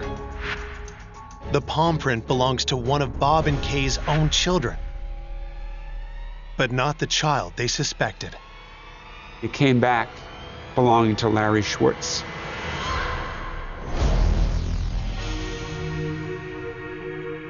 At that point, the state's attorney for Anne Arundel County authorized an arrest warrant be obtained for Larry Schwartz. Authorities charged young Schwartz as an adult with 2 counts of first-degree murder. When the news gets out, it causes an uproar in Cape St. Clair. Michael Schwartz was known as the bad kid in the family, not handsome, likable Larry. A chill just went up my spine. It just didn't seem right. I didn't have a single suspicion. It was very difficult to accept that Larry had that type of violence within him. Larry was seen as this model, mild-mannered son. Nobody in a million years would have expected him to commit one of the most heinous crimes in the history of Annapolis. The community was in denial. The majority of them were convinced that Michael Schwartz had done this. There was certainly a lot of speculation about whether we had the right person or not. It was very hard for people to believe that he could have done it. I think that they just felt there was more to this. There was more going on than any of us could understand. Why would a docile youth beloved by everybody, explode in a rage and stab both his parents? Why? Everybody wanted to know the answer. Authorities want answers too, but Larry, at the direction of the defense team hired by concerned family friends, is not talking and has neither admitted nor denied guilt. So for the next 15 months, while Larry waits it out in jail, detectives spend every waking moment trying to build an airtight case. We lacked a confession. The state's attorney for Anne Arundel County had me reassigned to his office to work exclusively on this case. We had to make sure that we had every piece of evidence we could get to close this case. Without Larry's confession, detectives need to find out what led this soft-spoken boy to such violent extremes. I continued to interview people, collect statements. Investigators soon realized that Michael wasn't the only son who had a hard time at home. I believe that Larry was under tremendous pressure. He was repeatedly chastised for the poor grades. He was restricted from leaving the yard. I think it was more of a protection thing. You're trying to keep him away from the wrong crowd, and I think Larry could have been pulled in many ways. I think they were afraid of that. I believe personally that he was angry. He was frustrated. It was cumulative, that he was holding rage inside him, and whatever may have happened that night set him off. But some speculated that there was another reason why Larry turned on his parents. Michael kept contact with Larry. He changed Larry's view of the family, and in a negative way. He was telling him that they just got rid of me, they want nothing to do with me, you know. Larry, he didn't want to be left like that. He didn't want to go into foster home again. Larry was extremely worried that what happened to Michael would happen to him. Then it changed, where he was afraid he was going to be put out. Despite what may have led to this violent act, 17-year-old Larry Swartz is about to be tried for first-degree murder. 15 months after the crimes, the prosecutor had witnesses ready to line up, psychiatric witnesses who said Larry was sane and he knew what he was doing and he actually planned it. And they had a case to present that showed premeditated, cold-blooded murder. Larry Swartz looked unconcerned as he arrived this morning from the county jail where he had spent the last 15 months. More than 60 witnesses have been subpoenaed to testify at Larry Swartz's trial, which is expected to last 2 weeks. I was at the courthouse expecting a trial. There was no trial. Nobody expected anything like this to happen. It was a case against Larry Swartz for the murder of his parents. A last-minute maneuver by Swartz's legal team has brought everything to an unexpected, screeching halt. The trial is called off. Larry had confessed to his attorneys. He broke down. He broke down sobbing and heaving, and he said he did it, he was guilty, and he just killed them. Finally, authorities have their confession, leaving behind any doubt of Larry's guilt. Ultimately, the expected killer hadn't done it. The unexpected killer had done it. Now, the state's attorney's office has to decide what punishment could possibly fit this crime. The state agreed to a plea of second-degree murder. The prosecutor recommended a 20-year sentence with all but 12 suspended. The judge agreed to make it concurrent as opposed to consecutive. I've never seen a case that lenient. The state's attorney wanted me to take Larry to the confinement facility. He knew that if I took Larry, there was a potential for Larry to tell me why he did this and how did it really occur. And I sat down with him and asked him to tell us, Larry, why did you do it? He didn't answer me. And I pressed him again, and he said, I just lost it. He said that he had come home from school that day, and later in the evening, His mother had asked him how he had done on his tests. And he knew that he had failed Spanish, and she had been writing him about not doing well in school. And she made a caustic remark about his grades, you probably failed them, meaning the tests.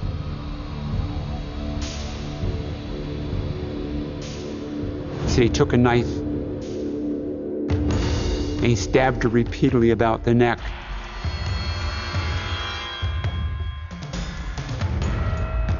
And then Bob was alerted to the activity, the noise, and he attacked Bob.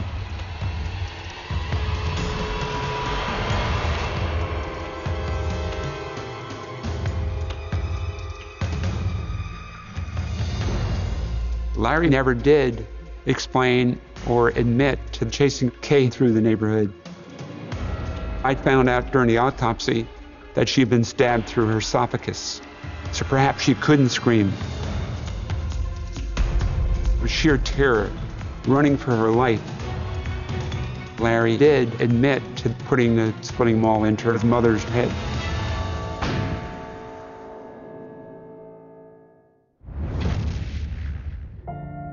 After committing such a violent act, Larry knew there was only one way to cast off suspicion. Colorado County Police. We came to the realization that throughout the interview with Larry, he was trying to steer our investigation. He force-fed us information about Michael. The whole time that his brother Michael was a suspect in the killings, Larry played the victim card. When we were here for the funeral, Larry wanted to hang out with us, essentially, which we were perfectly prepared to do, not believing for a minute that he was involved. We viewed him as a victim, a kid who didn't have any parents at this point in time. It's, to this day, hard to fathom. Though Larry's adoptive brother Michael had been exonerated, he nonetheless met with a tragic end.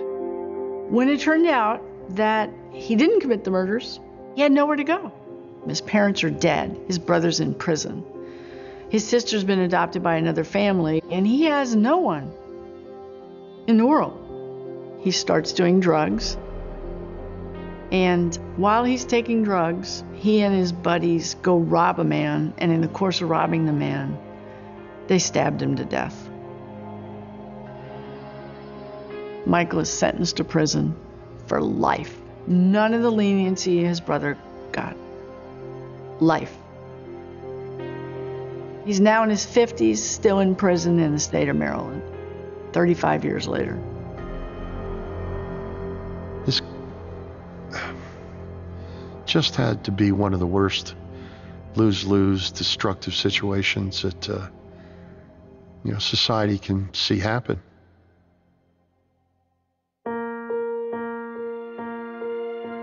Looking back over this case, I have empathy for both Michael and Larry. I know that they struggled, yet the parents still tried to do. 2001. It's a summer Sunday in Richmond, Indiana. And as usual, 28-year-old Nikki McCowan attends church with her fiancé, Bobby Webster. Their wedding is just 3 weeks away. We're getting married August 18th and pretty much taking care of the final steps and stages to getting that taken care of. Weeks earlier, Nikki McCowan was a bridesmaid at another wedding. A friend's camera captured the only known home video of Nikki. Is it on? Hi, Mia. Hi, Al. I just want to congratulate you and say I love you. August 18th. Nikki was going to become Mrs. Robert Webster, and she was really, really looking forward to it. She was thrilled. I mean, that's all she talked about. She finally had the man of her dreams. Nikki McCowan and Bobby Webster had dated in high school. But they went their separate ways after he left for California in 1991. Nikki moved on to other relationships, and at 19, gave birth to a little girl she named Peyton. She loved being a mother. Peyton's her world. She wanted Peyton to have the finer things in life, so she busted her butt. To support Peyton and herself, Nikki worked for a correctional center in Dayton, Ohio. She started out as just a guard, and from there she worked her way up to a head accountant. She really excelled in just about anything she went after. She had long-term goals. Nikki wanted to be either an FBI agent or a U.S. Marshal. She was going to school. She's taking some criminal justice classes.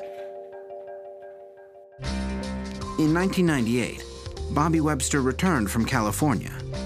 Older and more mature, he decided Nikki was the woman for him, and he proposed marriage.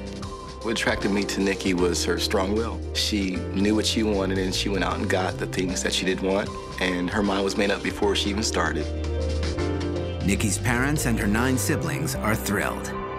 This was the way it was supposed to be, you know. She was going to be happy.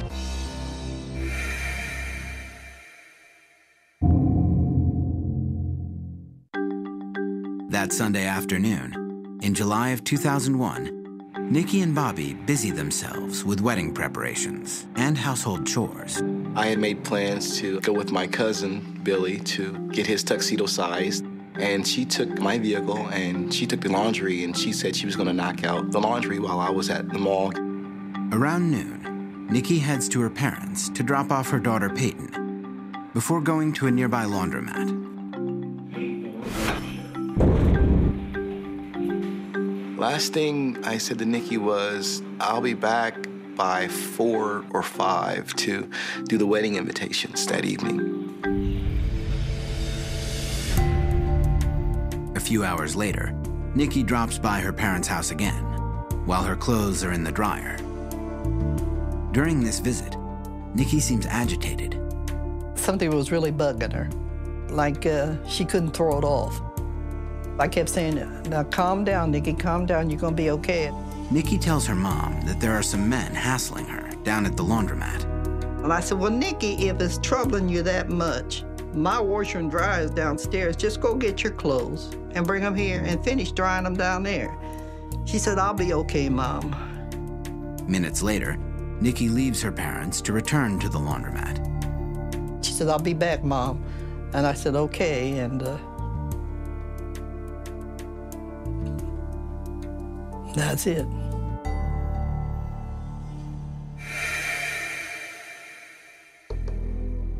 When Bobby returns from the tuxedo store later that afternoon, Nikki is not yet home. I didn't see the laundry there or my truck. She kicks her sandals off the doorway.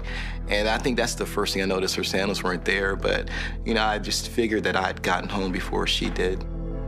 2 hours later, Nikki still hasn't returned. Bobby begins to worry.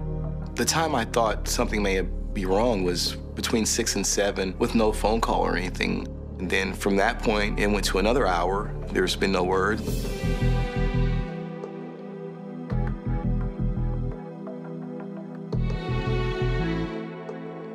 Around 6:30 p.m., Nikki's sister Michelle is visiting another sister, Tammy. She asked me if I seen Nikki. I said, no, I ain't seen Nikki. Why? What's wrong? She was like, Bobby's been calling, looking around for her. He can't find her. I was like, oh, she's probably out shopping or something. When Nikki is late to pick up her daughter Peyton, her mother assumes she's at work. I just said, oh, she's all right.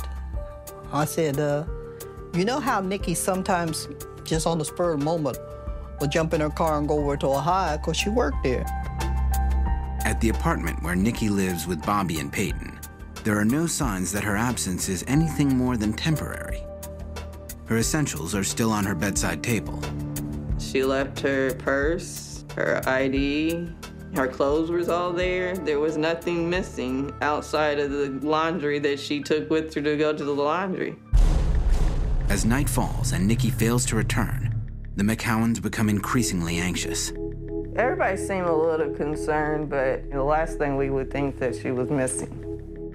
But by 10 p.m., Nikki's fiancé senses that something is very wrong. The first thing went through my mind is something has happened as far as a vehicle accident or something like that.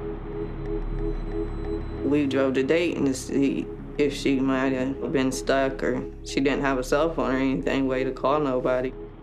The family checks along the highway, but there is no sign of Nikki. By 2 a.m., the McCowans are racked with worry. Everybody seemed really, really concerned. It seemed like it was really starting to hit everybody at that time. Nikki's father insists the family go to police immediately and fill out a missing persons report. When he did that, I knew something was up because he was always the one that says, out of all my kids, this is the one I know can handle anything. But now, in the space of a single Sunday afternoon, the McCowans' world has been thrown into chaos. My head got to spinning. Where is Nikki? Coming up, suspicion focuses on someone close to Nikki. There wasn't any question that he was being deceitful or lying. 28-year-old bride-to-be Nikki McCowan disappears from a laundromat in Richmond, Indiana. She loved life. She lived it to the fullest. It never dawned in our wildest imaginations that we may not see this woman again. I mean, that was the last thing to cross our mind.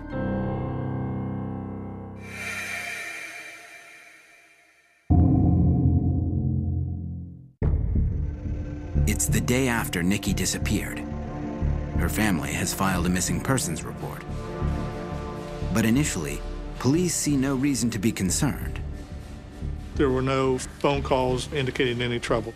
There were no indicators that any harm had come to her. That afternoon, Nikki's family locates a surveillance video taken at a deli near the laundromat. The Village Pantry did show her stopping in. I think she may have purchased a Coke or something. At that moment, nothing seemed out of the ordinary. The video adds to the police's impression that nothing is wrong. We can see her car sitting on the lot, and then we see her leaving, and no one following her.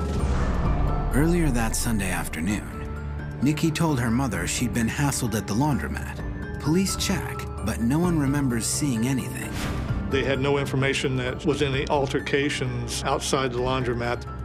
Nothing really raised red flags on it. Police instead speculate that Nikki may have voluntarily left her fiancé. We thought, well, okay, were they fighting, were they arguing, or does she have cold feet? And just decide that, hey, you know, I'm taking off. The members of Nikki's family disagree. They don't believe Nikki would willfully disappear. She wouldn't up and leave Peyton. I knew this wasn't her. And she wanted this wedding so bad, so why would she walk away from it?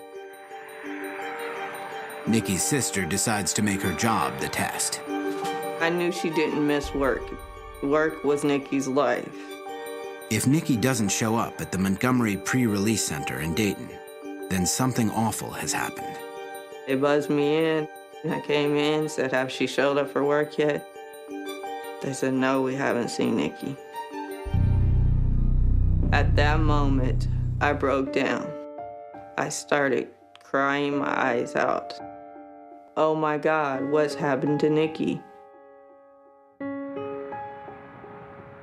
I went outside and I just started walking the yard and I said, where's she at, Lord? And I kept saying, Lord, just bring her home. I don't know where she's at, but just bring her home. Immediately, the family hits the road in search of Nikki. We were looking, searching, knocking on doors everywhere that we think she may have gone. We passed out flyers, trying to get some attention for Nikki so we could get some help. For police, Nikki's failure to show up at work also raises a red flag. That started the process. We put investigators out checking hotels, start making phone calls. Police also knock on doors near the laundromat, hoping to talk to people who frequent the area. We had investigators go down there and interview people to see if they knew anything about her, remember seeing her. This foray turns up nothing concrete. Nikki's cell phone and bank accounts also lead nowhere. And a helicopter search over Richmond and Dayton fails to find Nikki's missing vehicle. Despite the lack of physical leads, police soon hone in on a possible suspect. It's the man Nikki was planning to marry. In the days after Nikki's disappearance, Bobby Webster's actions strike investigators as suspicious. The day after she goes missing, he calls the community college where Nikki was taking classes and wants to collect her unused tuition money. Right off the bat, he calls the college and wanting all of her college money.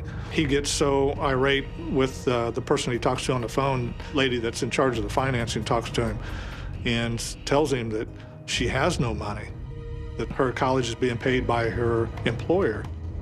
We find out that on Wednesday, he goes to the jewelry store and tries to take back the wedding rings that she had purchased for him. By midweek, police say, Bobby Webster has canceled the wedding and demanded the deposit back. Word of Bobby's actions reaches Nikki's family. He's talking about canceling the wedding, like he knew she wasn't coming back. Why would you cancel a wedding so fast? Nikki wanted to get married so bad, so why are you already automatically giving up on her? Bobby denies canceling the wedding. I never told anyone it was even canceled. But at that time, it's obvious the last thing on my mind is this wedding. I want Nikki, and then the wedding is second to that. He also denies trying to wring money out of Nikki's college. Yes, I inquired about her student loan, but I wasn't trying to get it. The ring, he says, was returned for good reason. I just wanted the deposit back to buy a cell phone because we didn't have one at the time, and there was so much running around involved. I just thought that might be a tool that would help us. Nevertheless, police ask Bobby Webster to take a polygraph test. One of the questions that they ask him is, did you have anything to do with the disappearance of Nikki McCowan, or do you know anything about her disappearance? And he said no, and according to the polygraph operator, it about blew the needle off the chart, indicating that he was lying to us. The question that we're asked was, do I feel responsible? Who isn't going to feel responsible for not being there to protect their woman if they think she was in a position where she needed help? In spite of Bobby Webster's actions and the failed polygraph test, police do not arrest him. We still have no evidence to link him to any crime. There's no proof at this point that anything happened. They don't have any evidence to suggest that, you know, there was a murder, that anybody did anything that they shouldn't have to Nikki McCowan. All Richmond detectives can do is label Nikki's fiancé a person of interest. The person of interest, by definition, is someone who is able to give the police information that could help them with a case. He knows something more than what he's telling us, and it's a matter of trying to get him to talk. I have no knowledge of anything that happened to my fiancée, Nikki McCowan, that day. Why would I want to do anything to the most wonderful person in my life? Webster believes that the police's focus on him is using up valuable time in the investigation. You can't get any further off the scent of the trail than now messing with me. I knew that. They didn't, but I did. So I kind of had doubts that they would even solve this case. At this point in the investigation, detectives have no other significant leads in the case. As days turn into weeks, the lack of progress angers the members of Nikki's family. The sisters or some of the brothers would make accusations, we weren't doing our job, we were looking at the wrong people. Family members begin their own aggressive effort to chase down any and all leads. People would tell us Nikki's in this house, and the whole family would get in a car and go there, and it would get really, really chaotic because we're like wanting to kick the door in and stuff. For the police, the family's efforts to find Nikki go seriously overboard. Got to the point where we'd have to threaten to arrest them. A couple of my brothers were arrested because they were doing a lot of things they probably shouldn't have, looking for Nikki. We may have stepped on a few people's feet. I'm not going to apologize for that because I was trying to find my baby. Despite the efforts of both police and family, Nikki's trail goes cold. The McCowans shut Bobby Webster out of their family.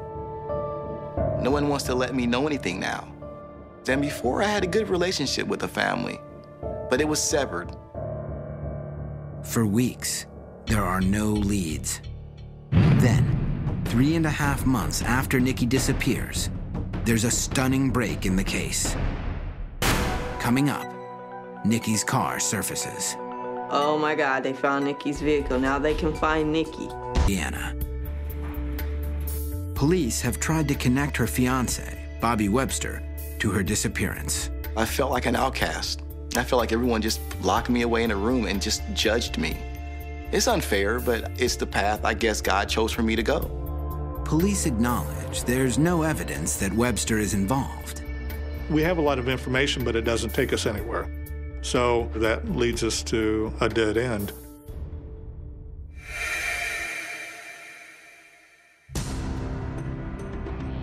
As hope of finding anything dims, there's a major break in the case. We got a phone call from Montgomery County Sheriff's Department. Nikki's vehicle has surfaced in Dayton, Ohio, 40 miles from her home in Richmond. They had located the vehicle in an apartment complex called Meadows of Catawba. Excited by the new lead, Richmond detectives rush to the site of the vehicle. There, they capture their first significant piece of evidence on camera.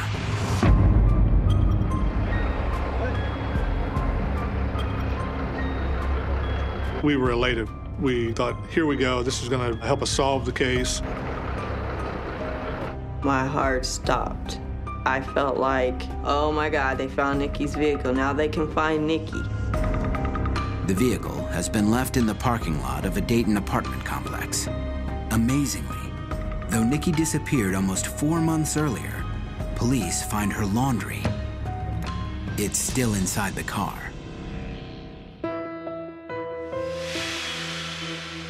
They said the clothes were still folded, like she'd folded them up and put them in the car. And there's her laundry, and there's her car, so where's Nikki? Richmond police tow the car back to Indiana and put it through a battery of tests. We checked the inside of the car for fingerprints. We checked it for hair fibers. We checked it for blood to see if there was any blood stains.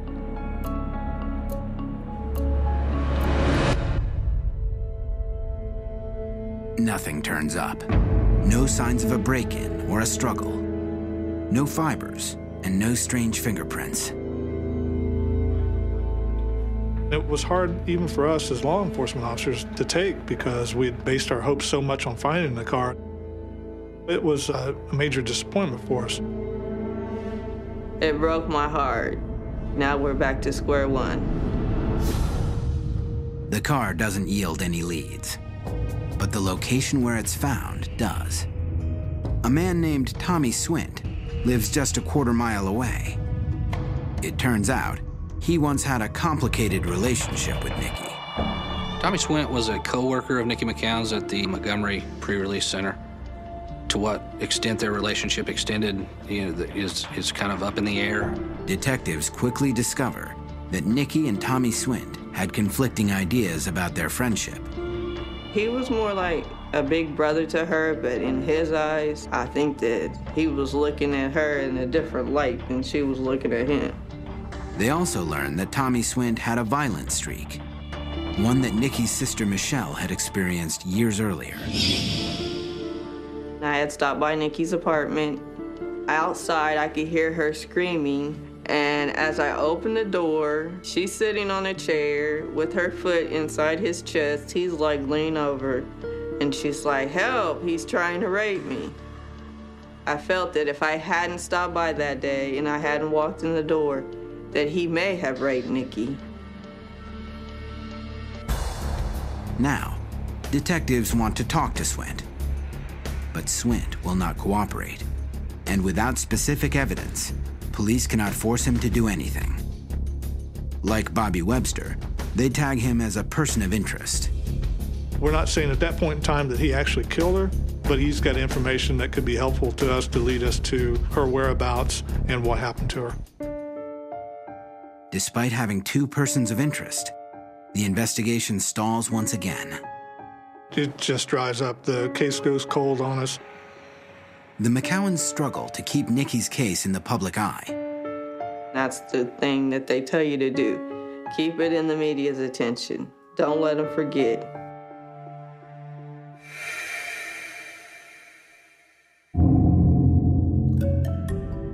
One year after Nikki vanishes, her sisters travel to New York to tell her story on a TV talk show.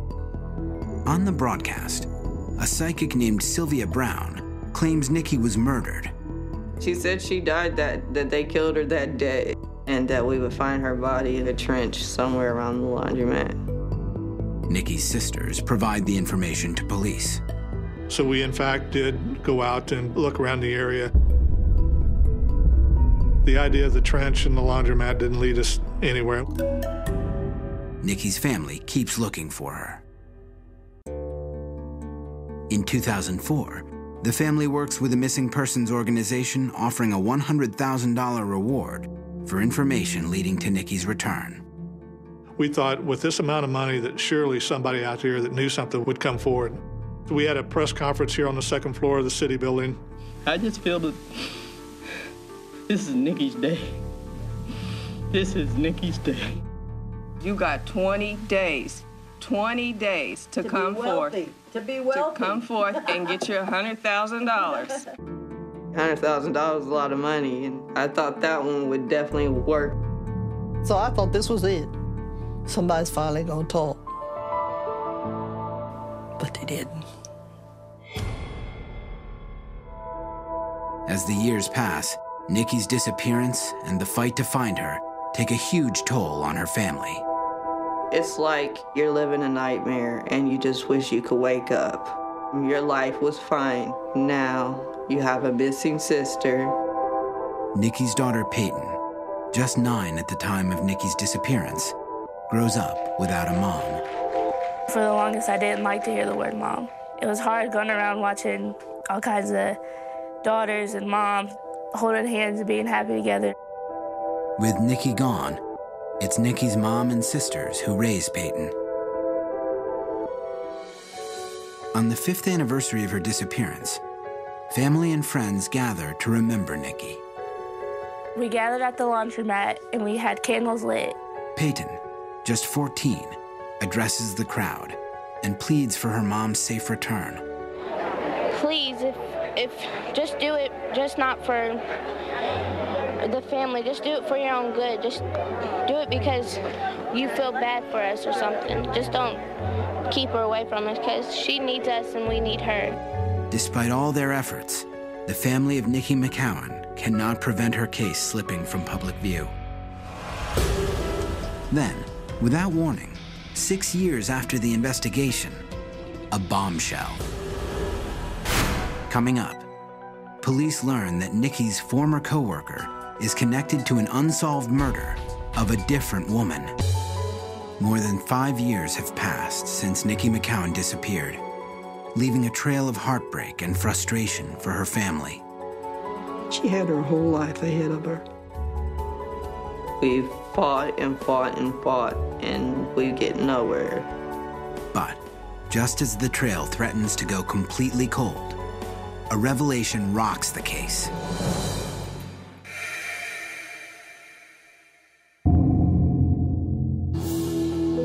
Six years after Nikki vanishes, Richmond detectives receive some shocking news. It concerns Tommy Swint, the man who worked with Nikki and once threatened her. Detectives still consider Swint a person of interest in their investigation. They're convinced he knows something. Now, they're stunned to learn Swint has been hired as a police officer for the city of Trotwood, near Dayton.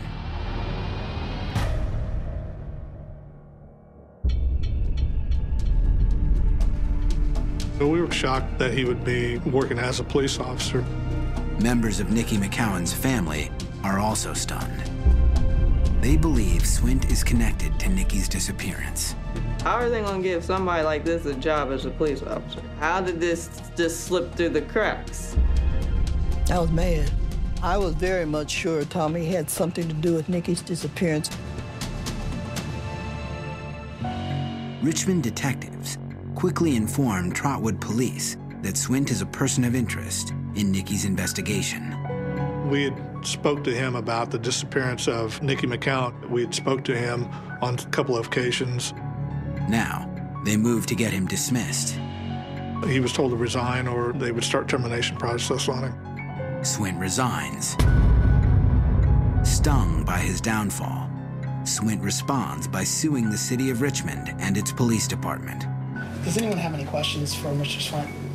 At a press conference, Swint and his lawyer maintain that police never conclusively told him he was a person of interest in their investigation. He was never identified as a suspect, never identified as a person of interest, never charged with a crime, never accused of being someone who was involved in anything of that nature. He was interviewed because this was a friend of his that he knew. There was not one time that Detective Redmond told me or informed me that I was a suspect or a person of interest. Police insist Swint knew he was a person of interest all along. His lawsuits go nowhere. Tommy Swint's firing and his link to Nikki McCowan land him in the headlines. It was very much all over the news. There were news stories in our paper, news stories in the Dayton paper. The coverage prompts something no one expected. An anonymous call that links Tommy Swint to an unsolved murder of a different woman.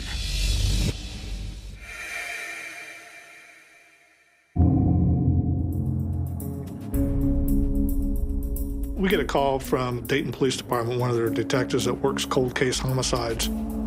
It's Detective Patty Tackett. Dayton police have received some explosive information about Swint. It was an anonymous tip that called in, and they just stated that we might want to look at him as a suspect. Gave very limited information, but just to the fact that we needed to look at him as a possible suspect. The tip linked Swint to an unsolved murder. 16 years earlier, some forest workers had found a body in a pile of brush near Dayton and reported it to police. What they discovered there was a blanket wrapped around and taped around the body of a young female. The body was identified as 33-year-old Tina Marie Ivory. She had been the victim of a vicious strangling. Tina Marie Ivory was a troubled young woman who had fallen into a life of prostitution and who lived in the Dayton area. At the time, stains on the blanket enabled Dayton forensic experts to create a specific DNA profile of Ivory's killer. But there was a problem. Detectives needed a suspect, a potential match for their profile. We can get DNA off of a victim or from a homicide scene, but that DNA is only as good as if we do have the suspect's DNA.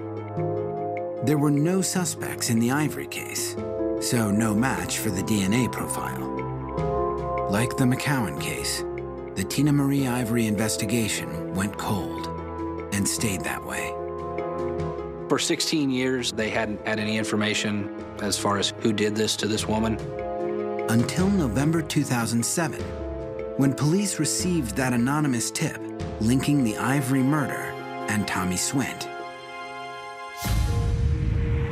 Now, armed with that tip, Dayton detectives reactivate the Ivory investigation. The first thing that they needed to do was to be able to find if there was a way to match the DNA that they had from 1991 to Tommy Swint's DNA. Aware that Swint is a person of interest in the McCowan case, Dayton detectives approached their counterparts in Richmond.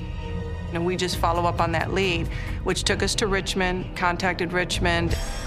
Incredibly, Richmond police can provide Dayton detectives with Swint's DNA. They have a sample. Just a few months earlier, during the controversy in which Swint was ousted from Trotwood police, Richmond detectives saw their opportunity to obtain Swint's DNA. He was telling the public and through his attorney that he'd more than cooperated for the Richmond Police Department. That's when we said, okay, if you say you're cooperating, give us your DNA. At police headquarters in Richmond, officials took the sample from Swint. We take DNA samples for several reasons. Is one, if something would show up later on, if we could find Nikki McCowan's body, if there was any DNA on her, we would have that to match up. Now, Richmond police send Swint's sample to Dayton's crime lab. We were able to take his profile and match it against the DNA profile we made during the analysis of the samples taken from the clothing and the wrapping material of the victim. They were able to match that with DNA that was found on the body of the female that was murdered. Detectives have matched Swint's DNA to DNA from the Tina Marie Ivory crime scene. But they still need to tie Swint directly to her murder. Just because you have DNA on a body doesn't make that person the person that murdered her. You have to get more evidence that puts Tommy Swint's DNA there. Detectives must place Swint at the scene of the crime. Forensic experts re-examine the major evidence in the Ivory case. We also had the tape that was used to bind the victim. So the fingerprint examiner looked at the tape again. Amazingly, the re-examination reveals a further impression, unseen 16 years earlier. They were able to lift in a palm print from tape that was used to wrap the body that they didn't have the technology to get back in 1991. Then the next hurdle was to be able to match the fingerprint to Tommy Swint.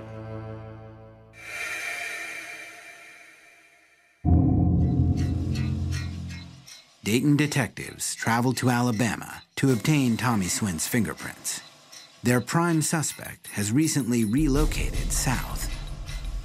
We went down and actually did a traffic stop on him in order to bring him to the police station in Alabama to get his fingerprints. He was cooperative, he gave them to us. The detectives are able to interview Swint, a moment captured on a police camera.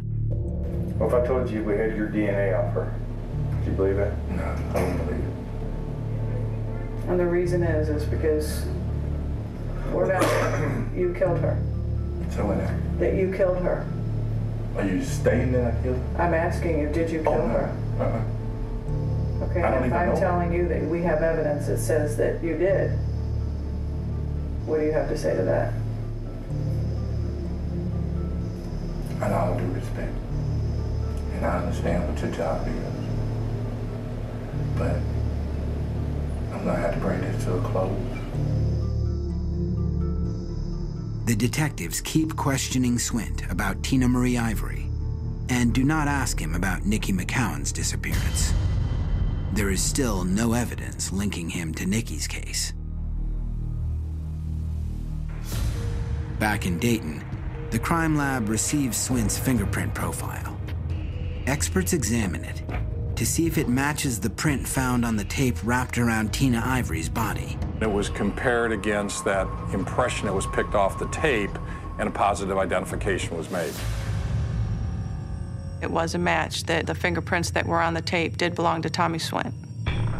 For Dayton detectives, the fingerprint match triggers an arrest warrant for Tommy Swint. For Richmond detectives, it's equally significant. Their person of interest in the Nikki McCowan case is now close to being indicted for the murder of another woman. We saw a possibility of finally ending the case of Nikki McCowan. Coming up, a shocking twist in the search for Nikki McCowan's killer. I said, Lord, you didn't bring me this far just to let this happen. Now, authorities are closing in on Nikki's former friend and co-worker for the murder of a different woman.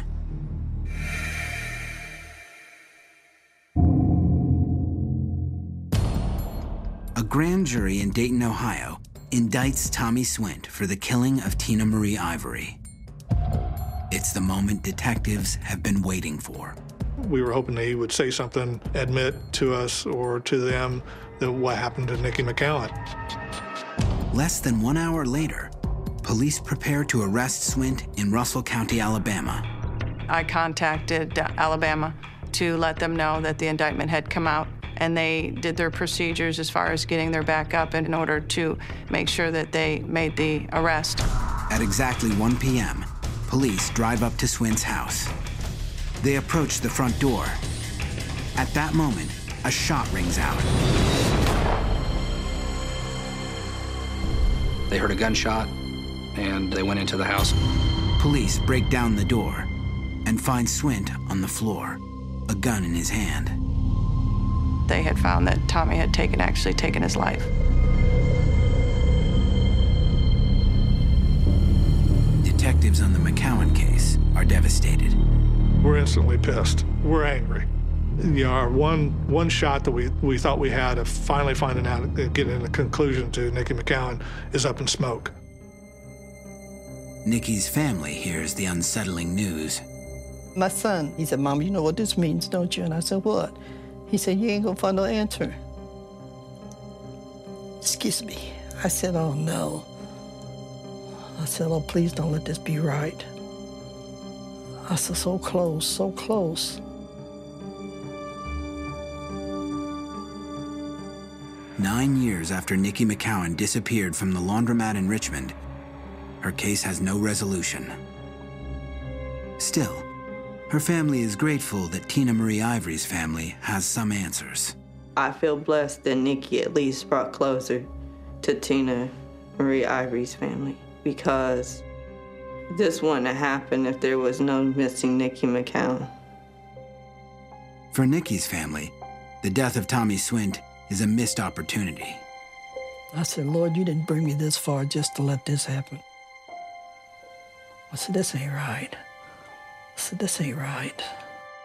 They firmly believe Tommy Swint was responsible for Nikki's disappearance. I was really upset the fact that he took himself out. I wanted him to face the music. I want to be able to look that person in the face and tell them how they destroyed my family. Ask them why they took my sister. I feel like my family deserves at least that opportunity. Richmond police insist the investigation will continue, but they also understand the consequences of their person of interest's suicide. The case will stay open until we find out what happened to her. Unfortunately, with Mr. Swint taking his own life, we might never know. For one man, Nikki's fiance, investigated by police early on, Swint's death has brought relief. He too believes Swint was responsible for Nikki's disappearance. His suicide was sort of an answer. I mean, why would someone shoot themselves in the head, you know, if they've got nothing to hide? Today, Bobby Webster has drawn closer to Nikki's family, particularly to her daughter, Peyton. We text and talk on the phone constantly, and I get a chance to, you know, take her shopping here and there. And that's one person throughout the ordeal I can honestly say still by my side, was Peyton. I still have love for him. He is like a father figure, and I still call him my stepdad. He took me away from what was going on with the adults. Now 17, Peyton is still hopeful that someday her mother will return. I still think my mom's out there somewhere. I'm not sure if she's alive or dead, but, you know, until they can prove it to me, you know, she's still alive to me.